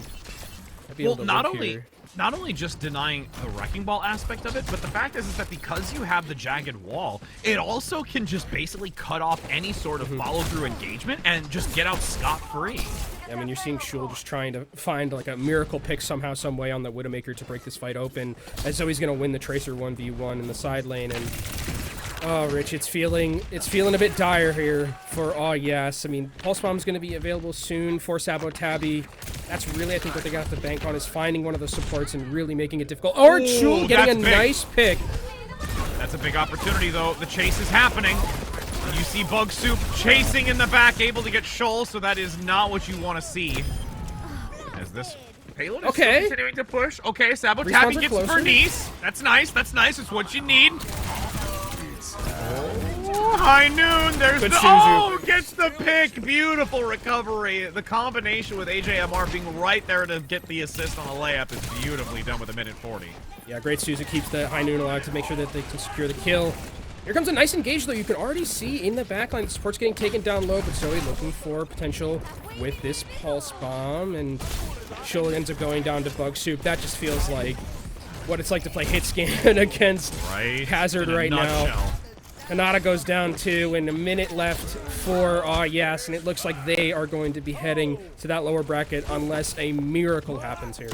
And the other aspect of it, too, is kind of like talking about the Sojourn from our interview, where you utilize the Sojourn and then you use the dash as a movement. But Shoal has been using the grapple to get into a position, and then at that point, once the Hazard dives in, there's no way to get out. Ooh. Big shot, though, onto Ivory. But here comes the follow-up. The grapple isn't ready. The chase begins. The downpour. That's so mean. Oh, trying to collapse onto Shoal doesn't work out. The grapple also doesn't, and now you're gonna flee once again for your life. As this reposition. Oh no. Suzu holds on, has to get a health pack while the fight still continues. The Kitsune Rush comes into the choke point. Bugsoup has plenty of time to sit near the payload, as it's only 30 seconds left to go right now. Pulse bomb. Zoe looking for something in the back line. Patience is a virtue. Goes up top, though. Now back onto the card. Decent chip damage with the great pickup onto Noya. Pulse bomb stick. Oh! Doesn't have anything to survive through it. The Suzu. Okay. So now with Yes looking to regroup, they're going to get one last shot at this. The checkpoint is still quite a distance away, but needs to be to the point. Is anybody there to touch it? They keep it contested, but Sabotabi is down. Bernice gets the elimination, so that's going to have to force this Wrecking Ball to rotate back into it, and they've been able to do so because Shoal gets one onto Bernice. I mean, it's possible. You can see Buck Soup is just waiting in the wings right here, but found out, actually, and this might be the miracle that Yas was looking for. Bug Soup is down. Oh, Shoal gets taken down solo by AJMR. Has to get the health back. Morgan now onto the case. Ivory comes in with a wild pick. We'll see some hammer kills maybe. We can only hope and pray, but the elimination comes in. Sabotabi brings down the Swiss. And now Zoe having that pulse bomb shot already to the body, gets the half health. Overtime! Oh no! The coordination between the Tracer and the Wrecking Ball fall apart, and that allows for Valentine to move on. That is everything you never wanted to see, friends. Charles IX graces us at the very end here, and it was looking like it was possible, man. I mean, Shoal was popping off on the Widowmaker. I see that it said that Commander X said that Shoal is the French PGE, and it was looking like that for a bit. I mean, the Widowmaker was having some good moments. Unfortunately, had to deal with Hazard on the other side, but yeah, that's an unfortunate way for that to end. It looked like there was really potential. I mean, it would have been hard to win the map, but ending on a C9 is unfortunate there, as we'll see some replays. Oh, dirty. Just dirty. The Banshee Queen comes out. I'm surprised at how convincing these were, by the way. Both of these, like this map and the other upper semi. I mean, realistically, that's to me though. When you think about Valentine versus Nightmare Eclipse, I think that's gonna be a series crazy wild between those two. As we can again talk about Yes to the point of looking and evaluating what they have to bring to the table and how in that lower bracket they can strengthen what they want and in this composition, and if the Wrecking Ball is something they really want to continue to invest in. Oh, that's so close. That's so, like, I think I'm so mad. I'm so mad if I'm one of those players. Yeah, like I mean, you can see how close they are. I'm there. That's one of those moments where it's me in a competitive game where I'm like, I'm on it. I'm actually on it. I don't know what the game's talking about. I'm on it. I'm on it. I'm on it. And then everybody else in the we'll just say something just like ping or really ping, not ping on diff, it. Ping diff yeah, or like something you're like that. really not on it. And I'm like, I know otherwise because I know. I know. But yes, we're going to be heading to a short break here so we can get a wonderful interview. So don't go anywhere, friends, as we're going to be able to get some insight on how this team is going to continue moving forward. Valentine now looking forward to face off against Nightmare Eclipse. So don't go anywhere because I'm curious to see how they feel about that.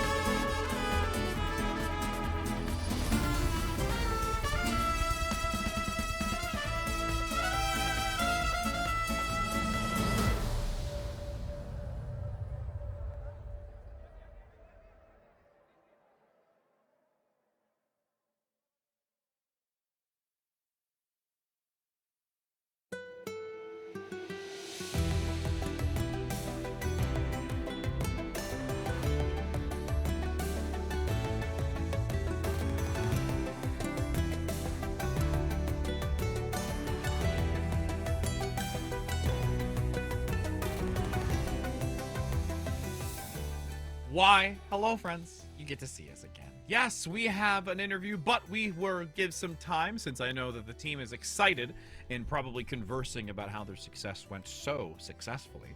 But we get to look at some replays and talk a little bit more at length about the success that has just happened and what might actually happen, in the foreseeable future moving through this upper bracket.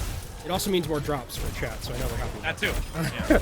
But I think this is the interesting thing to me about this matchup in particular was that it felt like we almost watched exactly the same map as like what we did with Nightmare.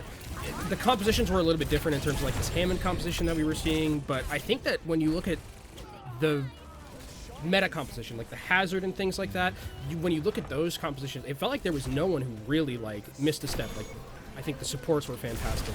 Like Mari was very, very good on this Hazard as well, and the DPS were stepping up their step twos. And it's what we saw from Nightmare, where it's like there isn't really a weakness I saw. Like there wasn't something I could point to and be like, oh yeah, that's something that could hurt them maybe later on. Besides like maybe just a little bit over aggression when they knew they had it in the bag. But beyond that, I mean, that matchup, I don't want to curse it because I said that these matchups would be close. I feel like that one though, the Nightmare Eclipse versus Valentine one, is definitely hopefully, fingers crossed for drops and everything like that, and just the love of the game. Hopefully that one is a little bit more close in terms and has a little more parity than these two. Somebody's gonna clip that. Somebody's gonna clip that and then like DM it to you and be It's like, my fault. when we get to that point, he's just like, I'm gonna hold you to this. We're I'm gonna usually hold you really to it. good though with map 5. I know, we really are. We have some We don't sort get a of lot of wizardry. If anything, it's because most of the time we've like compiled it into, I think, a massive like amalgamation of just keeping to map 5s, and then at the beginning of the year we're like, oh well, you got to refill the tank. For right now, we're just we're accumulating, refilling our asset. 2025 tank. So it pays dividends later on in other competitions of 2025. Like that's what's happening right now. We're empty. We have to collectively gather enough sorrowful, maybe fast 3-0s, and that's, I don't know. that's how we want to look at it, but we do our best, friends. As we do our best. But yes, we are ready and do have the interview, as we're going to be speaking to Valentine, a player from Valentine, and we'll be seeing who do we have. It's gonna be okay, awesome. Ivory, how are you doing, my friend? Welcome, as we are gonna get to chit chat with you a little bit. So how you feeling after that one? Quite a dominant performance. You have to be feeling great. Yeah, I'm excited for tomorrow. That was where my goal was, to just get to tomorrow and play Nightmare. I was a little frustrated. I was a little frustrated playing into the ball just because it, like, I don't know, ball comp just makes the game feel like TDM rather than Overwatch. So I kind of just have to walk everywhere and just survive. So that was a little bit of a challenge, but just flashbang Hammond every time Hammond goes in. It's just like, that's all I do. So I'm actually really happy that we got a Sojourn player, because we've had 2 interviews today from other Sojourn players. One said that Sojourn kind of takes a little bit more of this backseat role, is more supportive, and then someone else said that, I believe it was on Nightmare, said that you can still pop off as Sojourn, and if you have but you have like very specific windows. I'm wondering what your kind of thought is and what side of the fence you're on in terms of where Sojourn fits into compositions like this. I think it goes both ways. The support role is going to be mostly like tickling people with rail to set up your Hazard and Genji, because those are going to be like your main engagers, and they're like calling out the fights to you and where they want to path. So if you're not able to listen to those comms and set up a rail for like a kill on a squishy, then you're not going to be able to do anything on Sojourn. And then as well as like that like carry aspect, like OC turning a fight, or just kind of getting picks in the early fight if squishies are out of position, because a lot of this comp is based on like where you're stepping, and if you overstep, then you're just gonna blow up. So okay, so at this point we know right now that it's still a 50-50. So we've heard from one side, then the other side, and you're like, and then we heard both. So yeah, it's I don't think it's like previous Soj metas where you just like put all your resources into your Soj and let her kill things. We're never gonna probably see that again, but she has her pop-off moments, but it's nothing like old Sojourn. Okay. So, moving forward, and like you had mentioned, getting through today and looking forward to just competing tomorrow. and facing off against Nightmare Eclipse. What's the kind of thought process going into an opponent like that, especially with, you may have, you may not have been directly watching, but like you'll be looking and seeing that they also had a 3-0. What's kind of that mentality and expectation going into that opponent? I mean, I'm friends with all the Nightmare players. I know they're all good players, so my expectations are going to be a dogfight. I believe that we can beat them, but the only way we're going to beat them is if we're on our game and playing at full capacity and together. It's a team game at the end of the day.